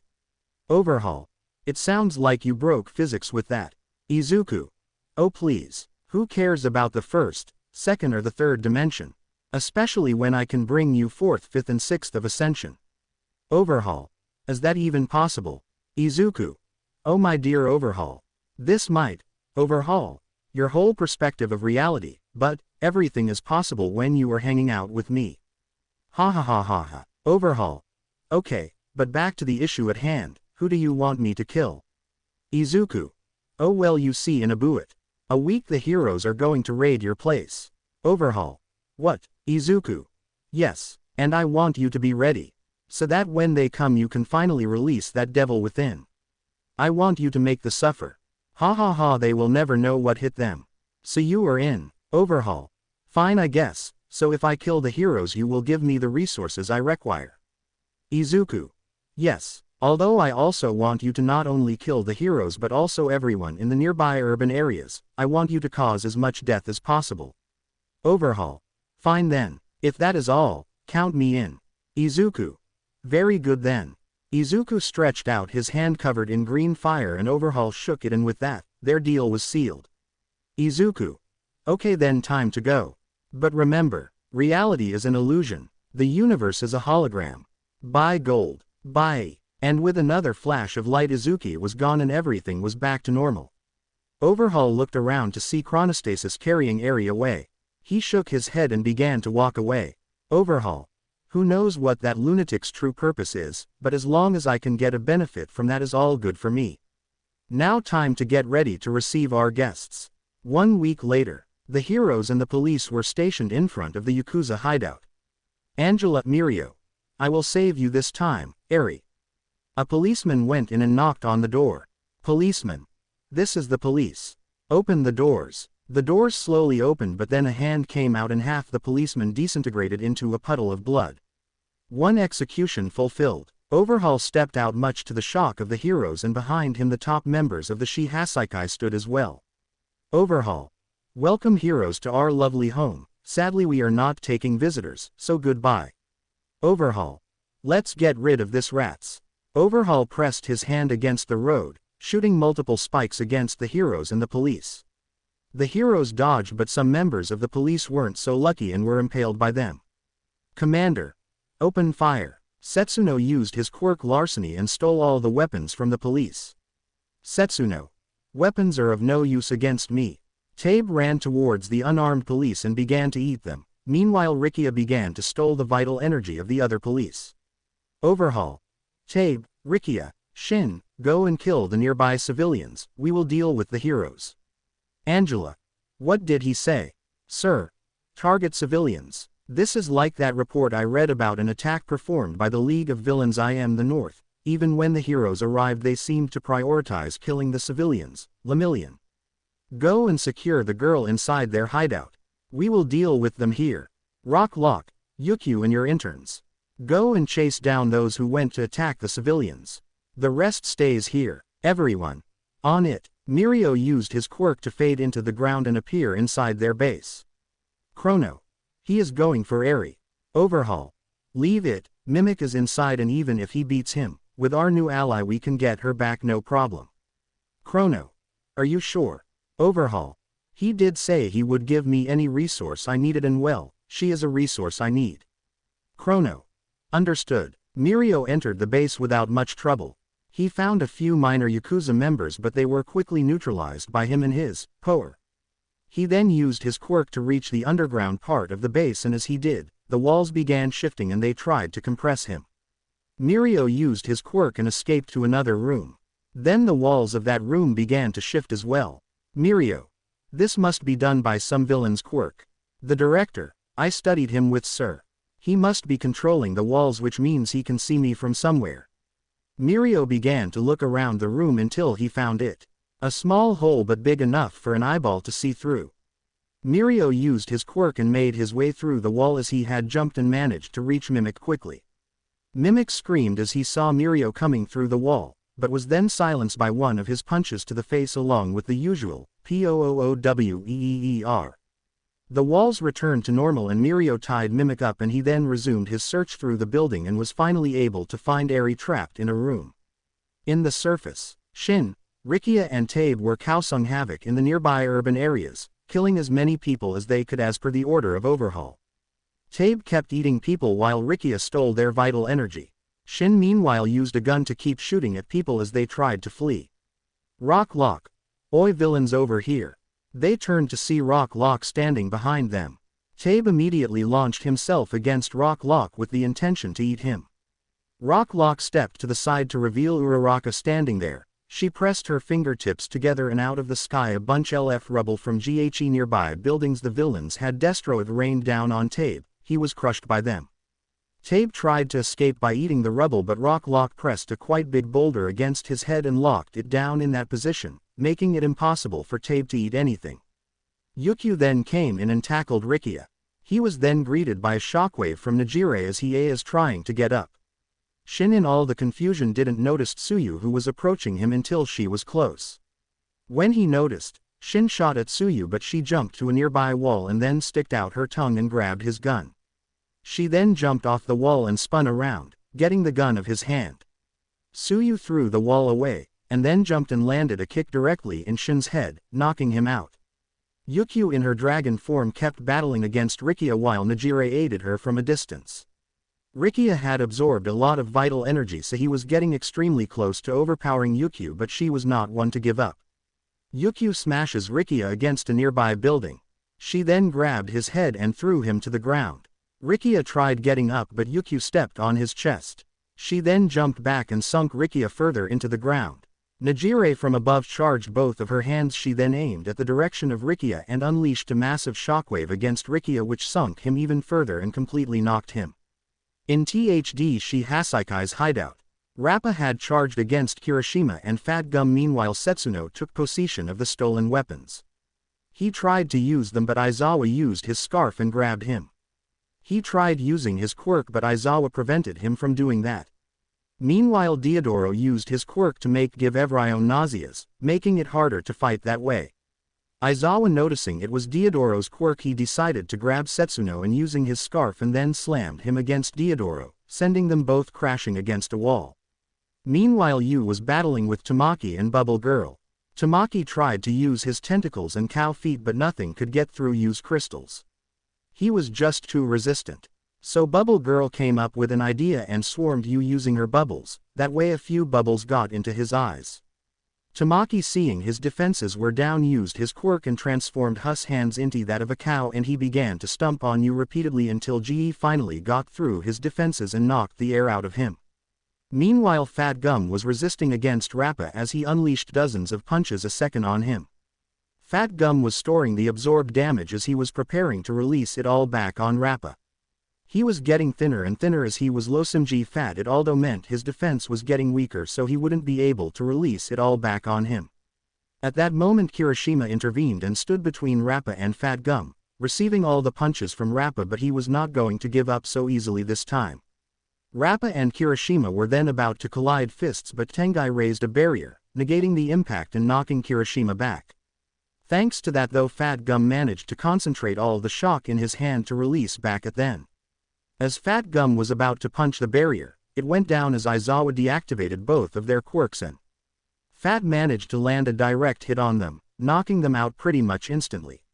Meanwhile Sir Angela and Centipede battled against Overhaul and Chrono. Overhaul kept using his quirk to create spikes and that kept the heroes at bay as it was difficult even for Sir Nighteye and Angela to get through them. Centipede gave them support from afar as he used his quirk to try and knock them out from afar. Chrono used his quirk to try and hit either Angela or Sir to make them slow down. As Angels made her way towards Overhaul she got distracted and Chrono managed to land a hit on her, slowing her down. That slowness made Overhaul launch a spike at her, one which she wouldn't be able to dodge at her speed. Sir noticed this and jumped in front of her. He was about to receive the impact from the spike but it suddenly stopped. Overhaul widened his eye and turned to see Aizawa had erased his quirk. Sir and Angela quickly moved out of the way, well Angela as quickly as she could. Aizawa also managed to erase Chrono's quirk as he moved a bit to get him in his field of vision. Sir quickly got to Chrono and kicked him multiple times, knocking him out. Aizawa then used his scarf and threw him Overhaul against a wall. Sir then turned to Overhaul. Sir, for someone who wants to erase quirks, you depend too much on your don't you think? Mirio then came out of the hideout carrying Eri. Mirio. Sir, yes, we won. The heroes hurrayed at their victory except for Sir and Aizawa. Yukio, Nijire, Uraraka, Tsuyu, and Rocklock also came back with the Yakuza arrested. Overhaul was quickly secured using quirk-suppressing handcuffs. As the students began to talk with Eri and the pros gave statements to the new policemen that came they heard a voice that caught their attention. Yakuza, just how useless can you be? A figure then jumped from a nearby building and landed in front of them, cracking the road. He then stood up. AMD looked at the heroes, police and Yakuza in front of them. Sir, who are you? Me, I am just here to finish a job. The skeleton man placed his hand on the ground and a bunch of spikes came out of them and began to pierce people. The heroes moved BYT weren't quickly enough to dodge them entirely, some were pierced in the leg, and others on an arm. Mirio didn't react in time so he was stabbed in the leg but he prevented Eri from getting stabbed. Sir was the only one who dodged entirely. They then heard the screams of nearby people and also saw the Yakuza had all been murdered except for Overhaul. Sir. What are you doing?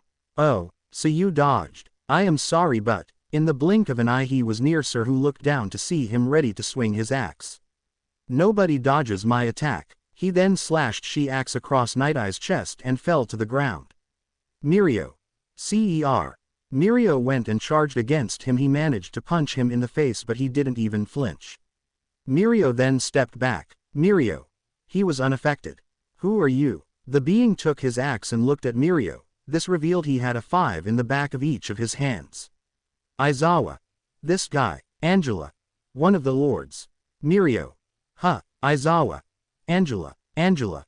Right. Aizawa used his modified quirk and neutralized the lord's magic. Angela then rushed him and her fists were surrounded by blue flames. The lord widened his eyes and dodged all of the attacks from Angela although he was forced to step back. He then swung his axe at her but she managed to dodge but was still somewhat grazed in the arm and a big wound opened up, forcing Angela to stay back. Blue flames. I see you must be part of that Gruo the master told me to be wary of. Angela. Master. Aizawa. Midoriya. Mirio. The one from the sports festival. Aizawa. Yes, he is one of his minions. This made everyone wary and they took fighting positions while Mirio stood by Sir's side and Eri hid behind Uraraka and Tsuyu. Well, I guess he won't be bothered if I kill you all. The Lord went to attack them. He was about to strike them but then some weird black tentacles passed at his side making him stop and also threw Angela and Aizawa back as they were about to charge him. The Lord turned around and screamed. Oi Hikori, what do you think you're doing? The heroes were able to see behind him another figure. They saw also he had a 4 in the back of his extended hand. Hikori. Enough, Horo. You have fulfilled your mission here, the master doesn't want you to bother with small things. We have other locations to be. Horo. Fine then, but when we meet again heroes, I will kill you all. Suddenly the two figures disappeared in the blink of an eye. Overhaul. Oi, what about me? The entire space turned gray once again and Izuku appeared in front of him. Izuku. What about you? Overhaul. I fulfilled my part of the deal. Izuku. Oh right, so where do you want your materials? In here I are in your cell. Overhaul. What? I want you to get me out of here. Izuku. Sorry that wasn't part of the deal. Overhaul. But, Izuku. Contact me in about 30 or 40 years or whenever you come out of jail and I will give you your materials. Bye bye Big Bird. Izuku then went out of there leaving a hopeless Overhaul behind. After the battle with the Yakuza, Overhaul was transported to Tartarus. Meanwhile Eri and Sir Nighteye were transported to a nearby hospital. Sir Nighteye sadly couldn't resist for much longer so after one last meeting with All Might and Mirio, he died. The death toll was catastrophic. Over 900 people died although Big Portiam were killed in the lost moments by Horo, the 5th Lord of Hell. In the hospital the students were discussing what had just happened. Kirishima. Oi, what was that last guy? He killed so many people in a single movement. Uraraka. And he beat down Sir Nighteye in a single blow. Tsuyu. He was sure powerful. Uraraka. Angela, you seem to know exactly what he was right. A lord or something. What did you mean? Angela, who had been lost in her thoughts about Sir's last moments and how she should have saved him, was back to reality by Uraraka. Angela. Well. Mirio. Angela. The three students turned their head to see the big three coming to their table. Kirishima. The big three. Angela. Mirio, what are you doing here? Mirio. Well, Mirio sat down in front of Angela while Najire sat next to Tsuyu and Tamaki next to Kirishima. Mirio. I was wondering who that last guy was, He beats her so easily, which as you know is not something easy to accomplish. And you and Aizawa seem to know. You said he was a Lord of Hell. A servant to that Midoriya. But what exactly is he? Angela. Well, the problem is, I am not entirely sure if I can say that. Najire. Why not? Angela. Is that Aizawa? They deserve to know Angela. They all turned to see Aizawa standing in front of their table. Students. Aizawa-sensei. Aizawa. You were directly involved in this thing now, so I don't see why you shouldn't know, but this is an extremely delicate information, as if it spreads it can cause panic all over the city, understood? Students except Angela. Yes, sensei. Aizawa. That guy was one of the 7 lords of hell, direct servants under Midoriya, the king of hell. Kirishima. King of hell. Tamaki. Sounds scary. Najire. So like the devil. Aizawa. Exactly like him, more accurately, he is the devil. Mirio. But you beat him, didn't you? In Kamino. Aizawa. No, we merely sent him back to hell. Tsuyu. Why didn't you finish him? Aizawa. He is an immortal being pretty much, and he was clever enough to not send his real body here where he is weak. He was merely a projection of sorts. Though somehow he keeps sending his minions to do his job. Mirio. How many are there? Aizawa. They were 7, but we have already brought down 2 of them. One was brought down by a mage who was our ally, and the other Angela, and I brought him down along with Todoroki in the training camp invasion. Uraraka. A mage. Angela. Why yeah, Mr. Albert von Frank. He saved me and Hosu, and then we met him. He gave Mr. Aizawa and me the power of the pure hell flame. It is the only thing that can destroy demons, such as the lords of hell. Mirio. Mr. Aizawa. Do you think I could meet with that mage? These demons are a threat, so what hero would I be if I can't save anyone from them? Aizawa. I would like to, but after the Battle of Kamino he went off with a demon exile, ally of ours, to search for scattered demons and for anyone who could even try to allow Midoriya to enter back into our world. We lost contact with him, but I am sure after this he will probably come back. If we ever meet him again, I will bring you with me. Mirio. Thank you, sensei. With that, Aizawa left the students and went away thinking. Aizawa. Albert, I hope you come here. Whatever Midoriya is planning. I think he is succeeding. Flashback. Aizawa was sitting in a conference room in UA where Tsukauchi was giving reports about recent activities. Tsukauchi. We have been informed about several attacks by the League of Villains in different parts of the city, 1 in the north, 2 in northwest and 1 in the southeast. In all of them, recent witnesses said they saw either one of the 2 lords with them.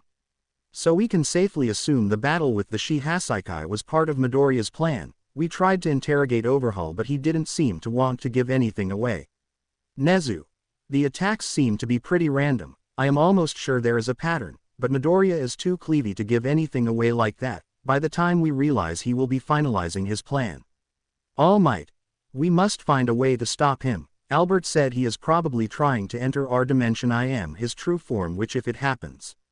Mike. Game over. Nezu. Indeed, but the question is, how will he do it? Aizawa. Albert said that the devil managed to open a portal to Earth during the Black Death due to the concentration of negative energies in the form of death and black magic. Nezu. Oh, but to replicate something at that scale, he should probably kill more than just a few thousand people. Tsukauchi.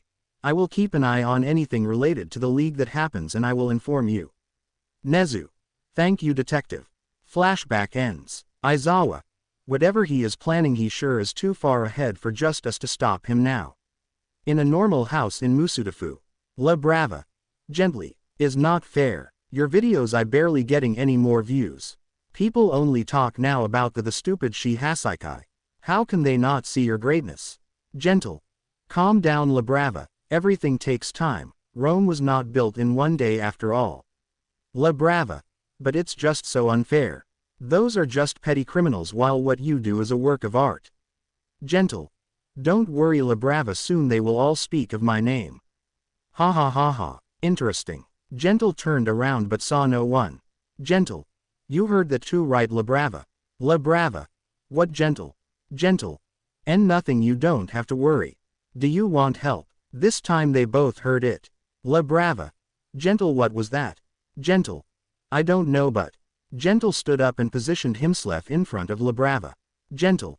Show yourself. Then a bright flash of light happened, and when it faded they could see in front of them the King of Hell himself. La Brava. Gentle. Gentle. I know. Gentle charged against him and swung at him, but the fist went right through him. Izuku. Wow, easy there. Gentle examined Izuku to see that instead of looking like a real person he was more of a ghost, he even seemed to be only two-dimensional. Gentle. A two-dimensional ghost, interesting.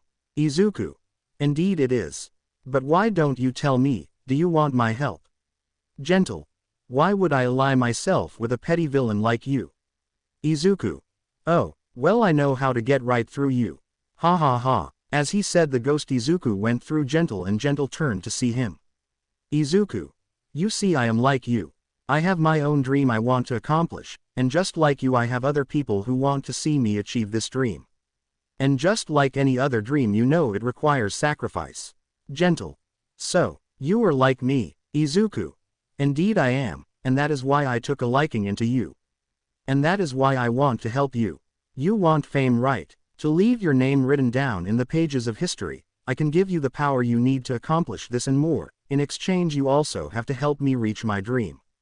Gentle. Why you can do that? Izuku. Yes I can. Gentle. So why don't you do it yourself? Izuku. Well as you can see I don't exactly have a physical form in this world. Not yet at least, and my pals are already working hard on other parts to help me reach my dream. Gentle. Oh okay. What do I need to do? Izuku. You will accomplish one of the last parts of my dream and the beginning of yours. Assault UA and kill as many students and teachers as you can. La Brava. Gentle. What? Gentle. I could never. Izuku. Dreams require sacrifice. If you can't sacrifice anything you will never fulfill your ambitions. And come on, this is just a small price to pay for salvation. Are you willing to pay it? Gentle thought for a while and then spoke. Gentle. Very well then. If this is the sacrifice I must make then I will do it. Izuku. Very good choice. Izuku extended his hand and opened his palm. A green energy orb floated above it. Izuku. Take it, and the deal is sealed. Gentle looked at it and placed his hand above it and closed it, grabbing it, and suddenly the orb began to flash brighter and the entire room was covered in light. In the top of a building, Gentle and La Brava stood looking down at the streets of Musafu and at the distance, the great school of UA. La Brava. Are you sure you want to do this, Gentle? Gentle. It is what I must do, La Brava, but I won't force you to come with me on this one. La Brava. No, I will never leave you alone. Gentle. Thank you, La Brava. You finally going in Gentle turned to see the ghostly figure of Midoriya floating behind him. Izuku. You have already wasted a lot of precious time. Gentle. My apologies Mr. Midoriya, but I have to get used to this power and also attacking during the cultural festival was the best way. Izuku.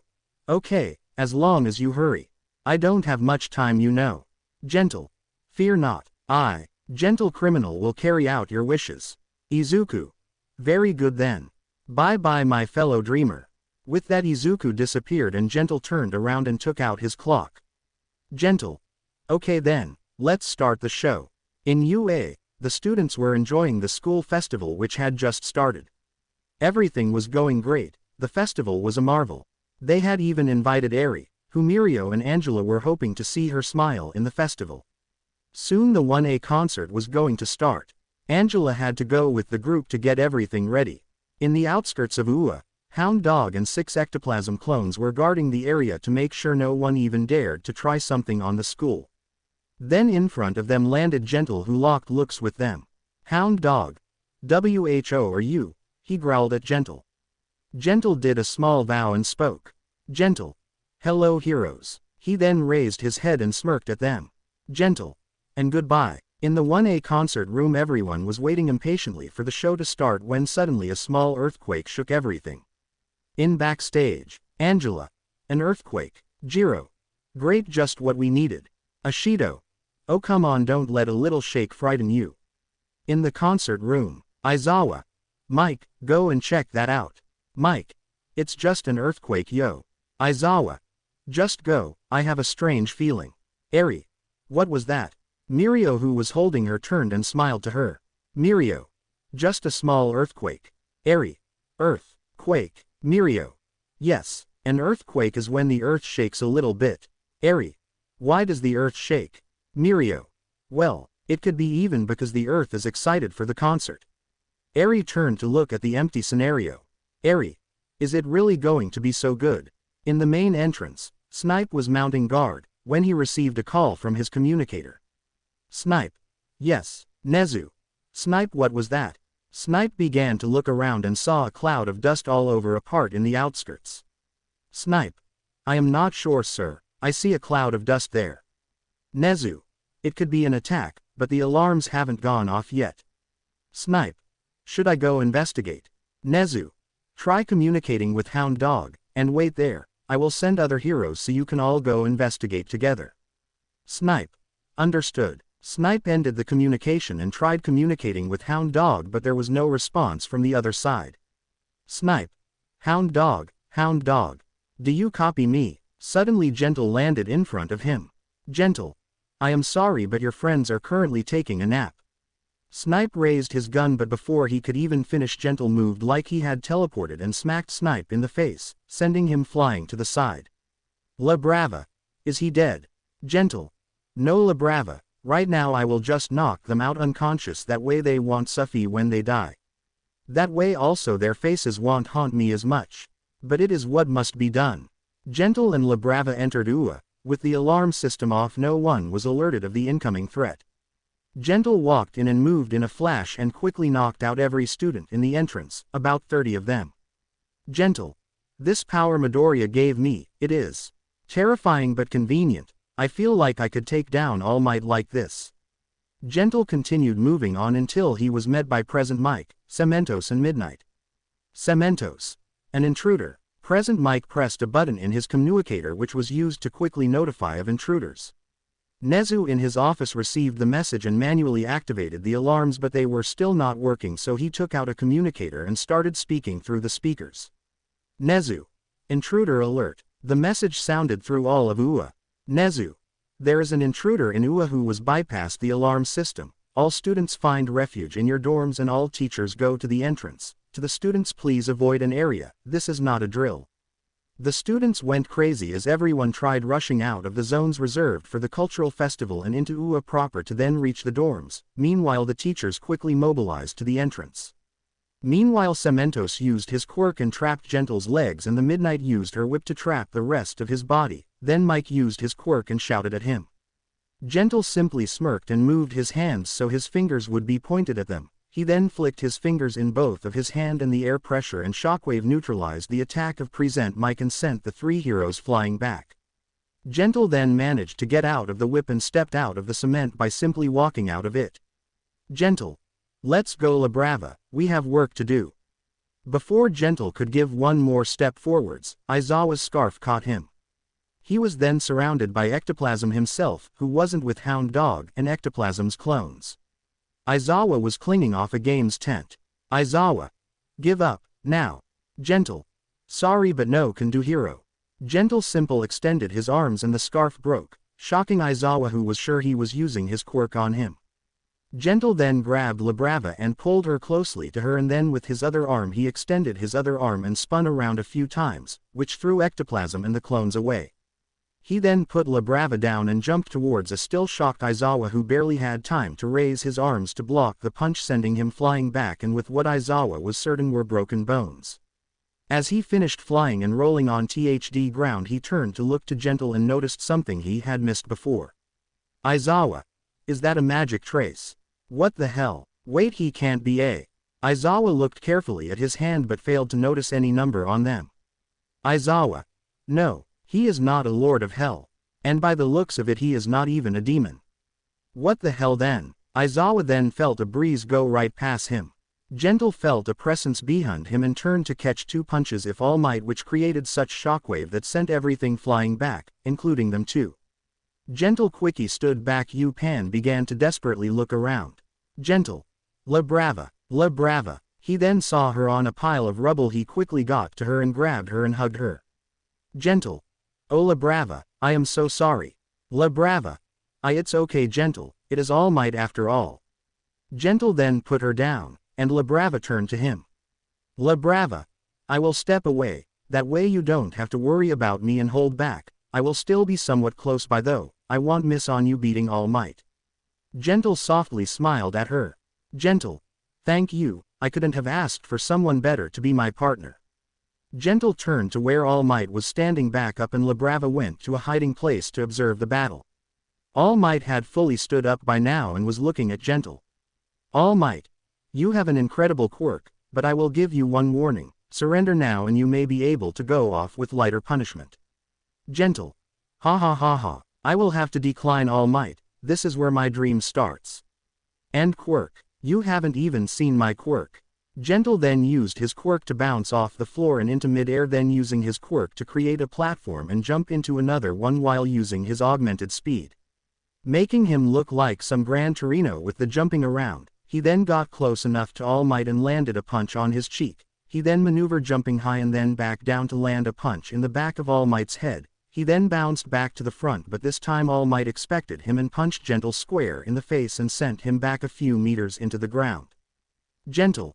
Even with better resistance, this guy hits like a Tron. Gentle saw as All Might jumped to land a punch on him while he was in the ground, so Gentle put his hands on the ground and jumped up like in a handstand and kicked All Might in the face. All Might regained composure and grabbed Gentle's leg and spun mid-air and threw him away into the dorm area. Where the students are. Big brain. Gentle landed hard on the ground. This caught the attention of many students who went to the window to try and look at what was going on. Gentle stood up and looked as All Might came dashing towards him. Gentle simply used his quirk to create a barrier and All Might bounced off and went flying into the UA main building like a slingshot bullet. Gentle cleaned up his suit but All Might came charging back. Gentle this time was getting tired. All Might grabbed Gentle's face but using more of the power Izuku gave him he stood there unmoved as All Might tried to pin him down. Gentle grabbed All Might's arm and pulled his hand away from his face. He then lifted him off the ground and spun him and then threw him into the 1A dorm. The 1A students were surprised when they saw All Might crash through their door. Anagla. All Might. All Might. Stay back kids, he is dangerous. All Might charged at him but Gentle simply sidestepped and All Might flew into the barrier Gentle had created earlier and bounced back off only for Gentle to neck chop him, resulting in All Might being buried in the ground, only his hair antenna showing above the ground. Gentle looked down at him with a plain look. Gentle. I know I ain't not the smartest one around, but I really expected more of the symbol of peace. Gentle grabbed All Might by his antenna and picked him up. He then threw him into a fountain. Gentle clapped his hands in the symbol of a job well done. Gentle looked down and leaned his ear against the ground. He then stuck his arm into the ground and pulled out power loader. He then punched him in the stomach and threw him against Vlad King who was coming, sending them both flying back. Gentle. And that takes care of the teachers now. Gentle was interrogated by someone punching on his arm, but to him it seemed as a tickle. He looked down on his side to see Angela who had been the one who punched him. Angela. I might get in trouble but I won't let this bastard go away. Angela began to kick him and punch him many times while Gentle just looked at he with a neutral look. He then full turned his body to he and raised his hand a little. He the proceeded to slap her and send her to the ground. Bakugo. Da. Bakugo jumped and grabbed Gentle's face and led an explosion on it. Gentle, unfazed punched Bakugo in the stomach which sent him flying back. Gentle was then greeted by the flames of a fuming Todoroki, but he simply flicked his finger and the air pressure did the rest and pierced through the flames and knocked Todoroki's air out. Gentle then turned to Angela who was standing back up. He sighed and closed his eyes and then punched her in the face sending him to the ground once more. He then went to his knees on top of her. Gentle. I am sorry, but it is what must be done. He then grabbed Angela's throat while she struggled and raised his fist and looked at her for a while. All the students including the one from other years were looking in shock at the scene, too shocked to move and intervene. Eri who was with Mirio looking through the dorm of the third years spoke with tears in her eyes. Eri. Angela, what is he doing to her? Stop. Mirio. Come on. Go and save her. What kind of hero are you? But could I beat someone not a Veb? All Might could. Doesn't matter. Come on legs. Move. All Might who was getting out of the fountain saw the scene. All Might. Why young Angela? Then to the shock of everyone, Gentle brought down his fist, but to the side of the floor next to Angela's head and loosened his grip on her throat and leaned back away from her but still on top. Gentle. No I can't do this. What do you mean? The ghostly figure of Midoriya appeared behind Gentle. shocking pretty much everyone. Izuku. We are losing time, Gentle, remember it's just a small price, now. Do it, and kill everyone here. Gentle stood back up with his head lowered. Gentle. It's not me. Izuku. But this is the way you can get your dream. Don't you think it's worth it? Gentle turned around and firmly stated. Gentle. No, if this is what I have to do, then I am sorry but I don't want this. Izuku. You are willing to throw your dreams away. Gentle. Yes, you can take this stupid power, I no longer want it. Izuku's signature smile faded away for the first time. Izuku started floating high. La Brava went to Gentle's side. Gentle. I am sorry, La Brava. I just couldn't. La Brava. It's okay, Gentle. I never liked him in the first place, and remember, wherever you go, I will follow. The booming voice of Izuku caught their attention. Izuku. You have no idea of the precious time this has costed me. Gentle spoke firmly. Gentle. Get out of here. You have no power over here. Izuku. Maybe not now, but things change, and I have pals here more than willing to do my beating. Through the ghostly figure of Midoriya, a skeleton in a jacket with an axe popped through and quickly moved to attack Gentle. Horo quickly slashed Gentle in the chest and blood poured all around. Horo then turned to the rest of the heroes and students. Horo. Now that the traitor has paid, I shall finish this. Ha ha ha ha ha ha ha ha. The heroes stared at Horo in shock, they weren't expecting someone like him to appear suddenly. Horo. Now then, who wants to have some fun? Ha ha ha ha. Horo was about to hit Gentle once again with his axe, but All Might suddenly appeared in front of him and caught the axe. The force Horo was doing was so great that All Might actually sunk a bit into the ground. All Might finally used the pure hell flames and Horo's axe began to burn to ashes. Horo quickly let go of it and jumped back. Horo. The Lord told me to be careful with you, but I will not be intimidated. He then summoned another axe to his side and then extended his arm while a maniacal grin spread across his face. Suddenly out of the ground a bunch of bone spears appeared and they impaled the students from Class 2A. Horo was about to summon more but he felt as his magical energy was restricted. Aizawa had activated his improved quirk and was restricting Horo from using his magic. Horo. Taking advantage of his confusion, All Might then went in and kicked Horo in the face, but that only sent him back a bit. The punch left a small burn mark on his cheek. Horo. Ha ha ha ha ha ha. It is going to take more than that, beat me. All Might, knowing this was going to be difficult, turned around. All Might. Principal, evacuate the students. Horo. Oh no you don't. All Might turned to see Horo was right in his face. Horo smashed his axe against All Might's arm, but due to his toughness he wasn't able to chop it all off, but it indeed left a severe cut in his arm. All Might was still thrown away and Horo charged against the students, but he was stopped by a barrage of flames which he had to dodge. Horo then turned to Todoroki and ran towards him. Horo. That power of yours, it's annoying. He then quickly swung his axe and Todoroki's left arm fell to the ground. Todoroki screamed in pain as blood poured out of his cut. Angela. Shoto. Angela then charged against Horo, but he easily dodged the incoming punch and swung his axe against Angela. The axe impacted her in the stomach and sent her flying back. Bakugo. Bastard. Bakugo let out a barrage of his improved explosions which actually forced Horo to step back. Bakugo. Oi. 4 eyes. You are the fastest here. Bring them to the old woman so she can help them. Tenya. Right. Tenya then took both Angela and Todoroki and ran away with them to find Recovery Girl so she could heal them. Meanwhile the rest of the class tried to run away with them as well, but Horo wouldn't let them. Horo ran quickly past Bakugo and chopped off his arm in the process. He then ran and smashed his axe against Mina's skull. Angela, who was barely conscious, saw as Horo ended the life of her friend. Hiroshima, who was next to Horo, hardened and tried to land a punch, but Horo swiftly chopped through his arm and neck with no problem and killed him. He then returned his axe and swung it in the other side against Tsuyu, who had her head swiftly chopped in half. Angela. No. Aizawa then grabbed Horo using his scarf and threw him back, but Horo managed to swiftly land on his feet. Then using his strength he broke free from Aizawa's scarf and went running against him.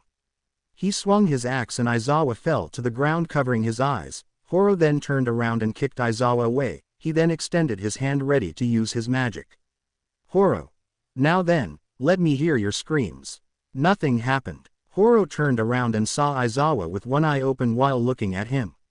Aizawa. You missed one. Horo. You. Horo was then greeted by massive explosion courtesy of Bakugo, who used his shirt as a makeshift bandage for his cut. Horo withstood the explosion, but he had many visible burning marks all around him. Horo. You think that was going to beat Brat? Bakugo. I'm not trying to beat you, I'm trying to stall you. Horo. Stall me. All Might then appeared and punched Horo right in the face and sent him flying into some trees. As Horo was trying to stand up, he then saw a massive hand punch him back into the ground. Kendo. You will pay. Kendo then repeatedly smashed him down with her hands. With each punch Horo weakened as the pure hell flame damaged him. Horo still had enough strength and grabbed both of Kendo's hands, but it slowly burned his own hands, so he quickly threw Kendo away. Suddenly All Might came once again and punched him and sent him back from where he came from. Horo quickly stood and dodged an explosion from Bakugo.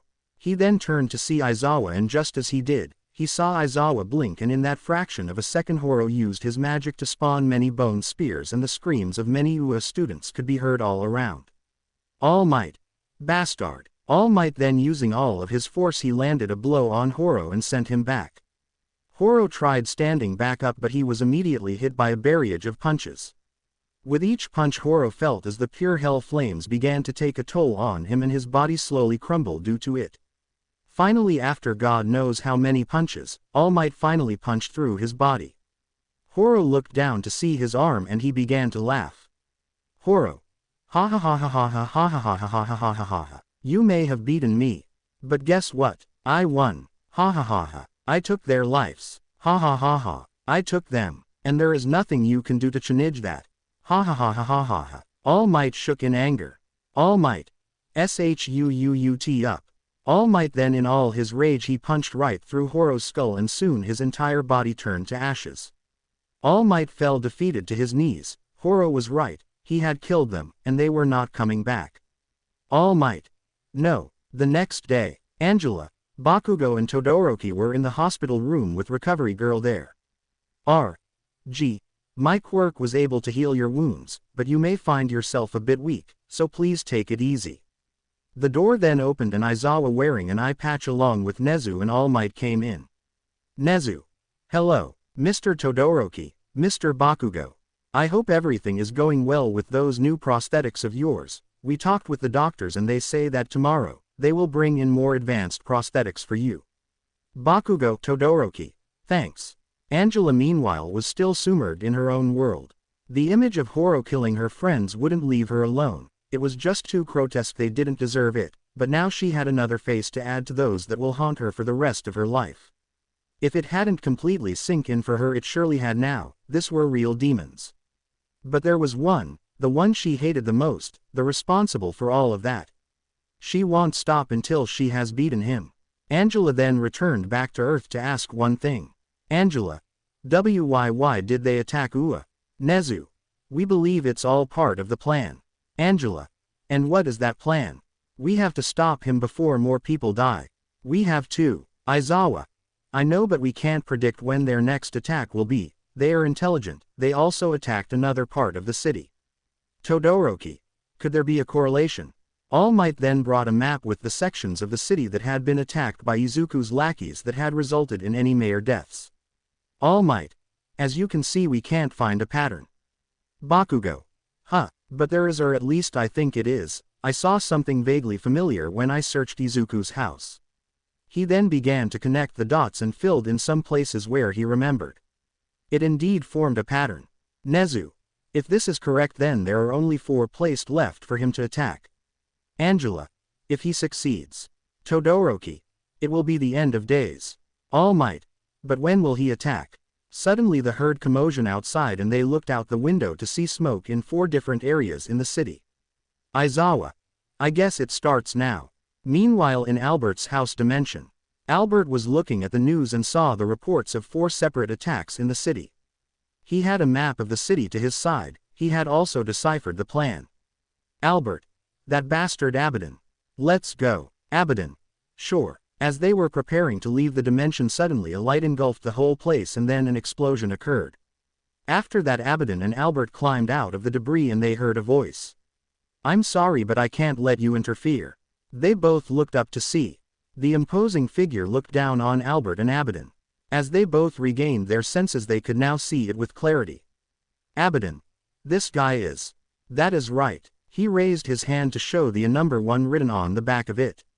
"The name is Ango, and I'm the first Lord of Hell." In the city, there was chaos as the destruction throughout the city spread. In the hospital, Tsukauchi entered the room where the rest were along with Kendo, Endeavor and Gran Torino. "Tsukauchi. The city is under attack." "Bakugo. We can see that idiot." "Nezu. Who is attacking?" "Tsukauchi.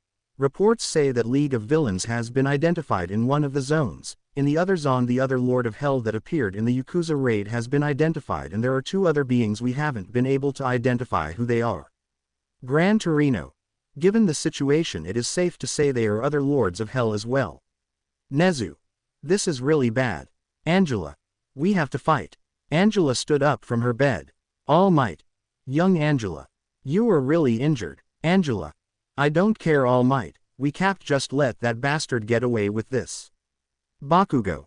I swear I will bring Deku down and you can't stop me." "Todoroki. We have to fight. I don't care if we are not. I am top shape." "Nezu. Sai, I guess we won't be able to convince you to stay here. We will pair you up so each of you is with a pro hero." "Tsukauchi. I suggest we leave the League to the UA staff and the other heroes. Those who possess the Hell Flames should be dispatched against the Lords immediately." "Nezu. Very well, then we shall do that." Time skip. There were many bodies in the streets. All of them were pierced somewhere in their body. Aizawa, Bakugo and Kendo walked closely. They then saw the Lord of Hell piercing a civilian with a tentacle. "Bakugo. You bastard." The Lord of Hell merely glanced at him. "Hikori. Oh, you are those annoying heroes with the pure hell flames. My job here is done anyways. That was my 2000th victim, but I guess I could use you to relieve some strength." From his back, his 6 tentacles extended to attack Bakugo. Aizawa used his scarf and pulled him back. Kendo then tried to use chop off the tentacles using her hand, but Hikori retracted them. Aizawa. "Bakugo, remember you are still not in top shape, you have to be wary." Bakugo. "Tisk, Kendo. Here they come." The tentacles came again and Kendo and Aizawa dodged around them while Bakugo used his explosions to keep them in line. Hikori then used his tentacle to grab a car and threw it against the heroes. They jumped and dodged the car. The tentacles then attacked Kendo multiple times and she had to step backwards to avoid them all. Bakugo tried to approach Hikori, but one of his tentacles slapped him and sent him flying across into a building. Aizawa. Bakugo. Aizawa then charged at Hikori, who in turn sent his tentacles against him. Aizawa jumped and dodged them. He then used his scarf and captured them. Hikori was surprised by this move. Aizawa. Kendo. Kendo then made her hands big and brought them down in a hammer punch which buried Hikori underground. Kendo not letting go of the momentum, she continued smacking Hikori repeatedly, letting the pure fell flames do its work. Hikori then mustered his strength and broke his tentacles free from Aizawa's scarf and then brought them against Kendo and pierced her through the stomach. He then lifted her and threw her away. Aizawa. Kendo. Hikori then stood up visibly annoyed and was about to attack, but the Bakugo came in and created the biggest explosion he had ever mustered. Bakugo. Take that. Then from out of the rubble of the explosion Hikori came out and he was pissed and also grinning maniacally. Hikori. You really thought that would be enough to beat me? Ha ha ha. I'm a Lord of Hell, I will not go down so easily. Then the tentacles came against them at even bigger speeds. They were able to dodge them, but it grazed them and made some deep cuts. Hikori. Let's see for how long you can survive. In another part of the city, Todoroki and Endeavor stood in shock at the image in front of them. From a lake of blood a dark figure stood watching them. Endeavor. Who in hell are you?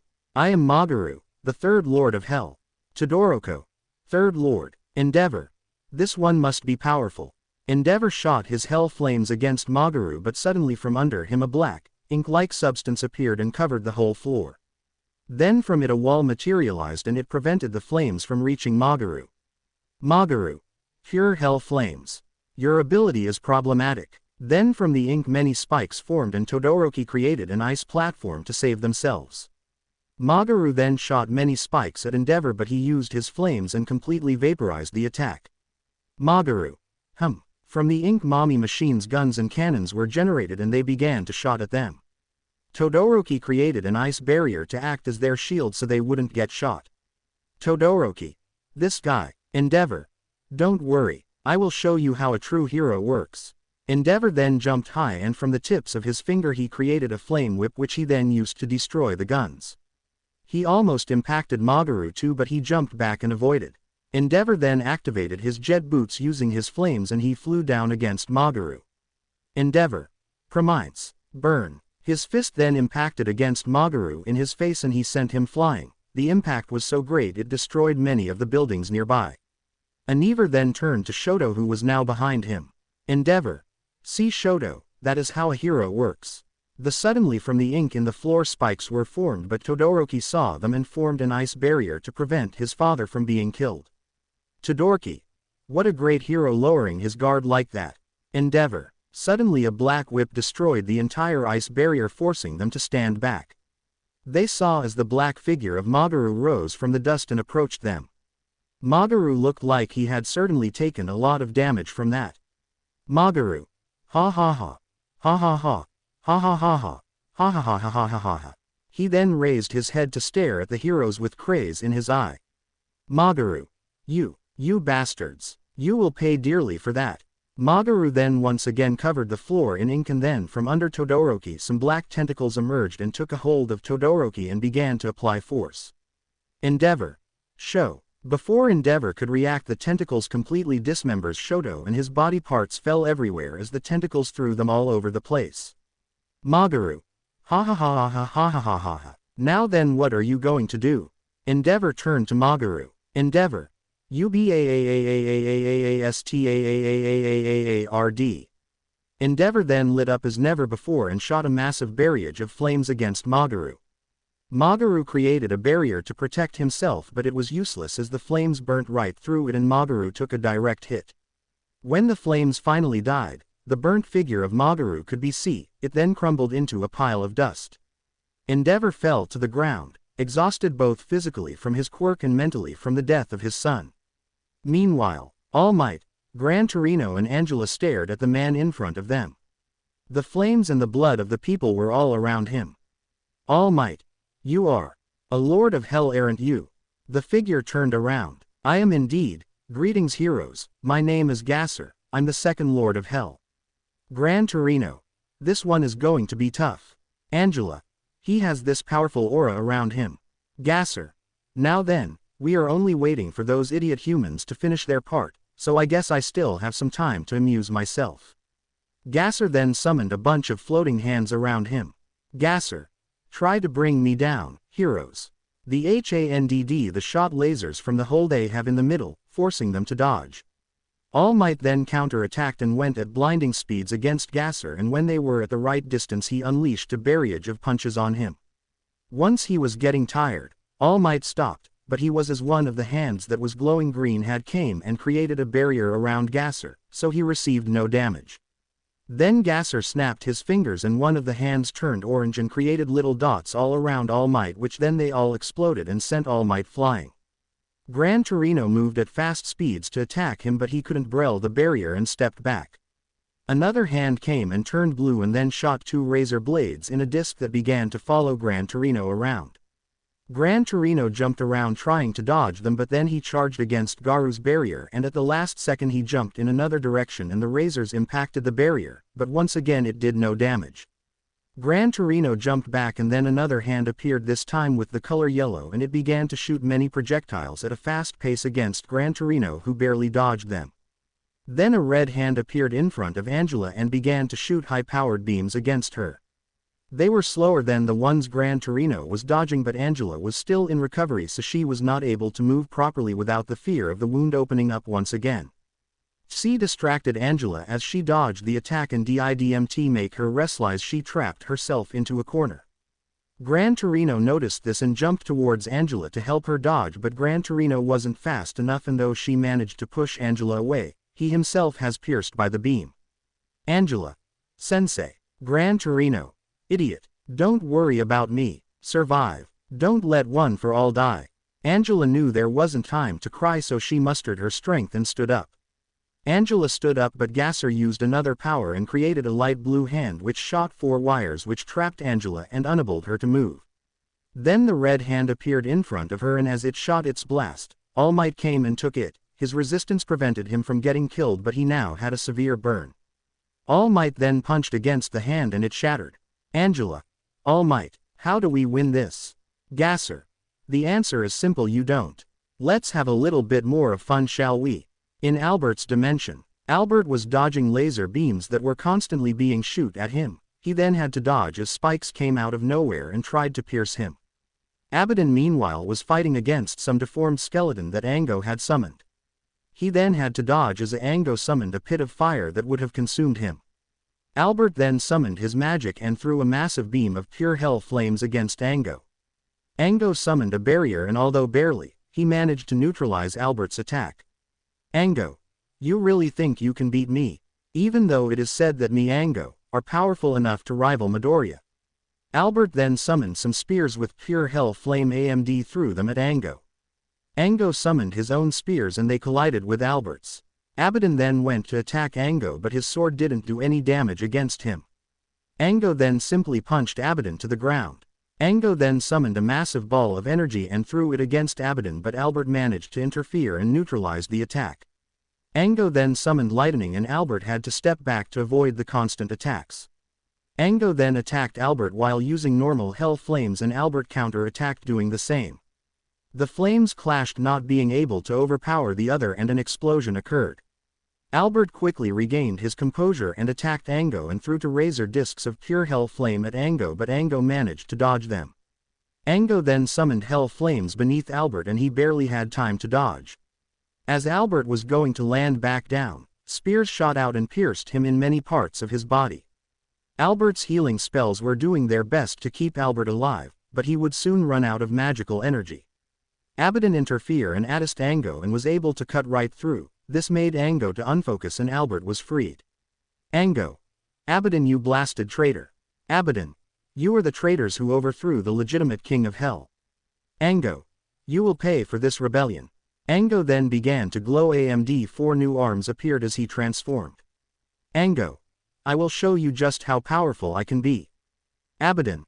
Ha ha ha ha, me too, thanks to Albert, I finally managed to do it my true form. Abaddon then began to transform into his true body. Abaddon. I will show you what a true demon is.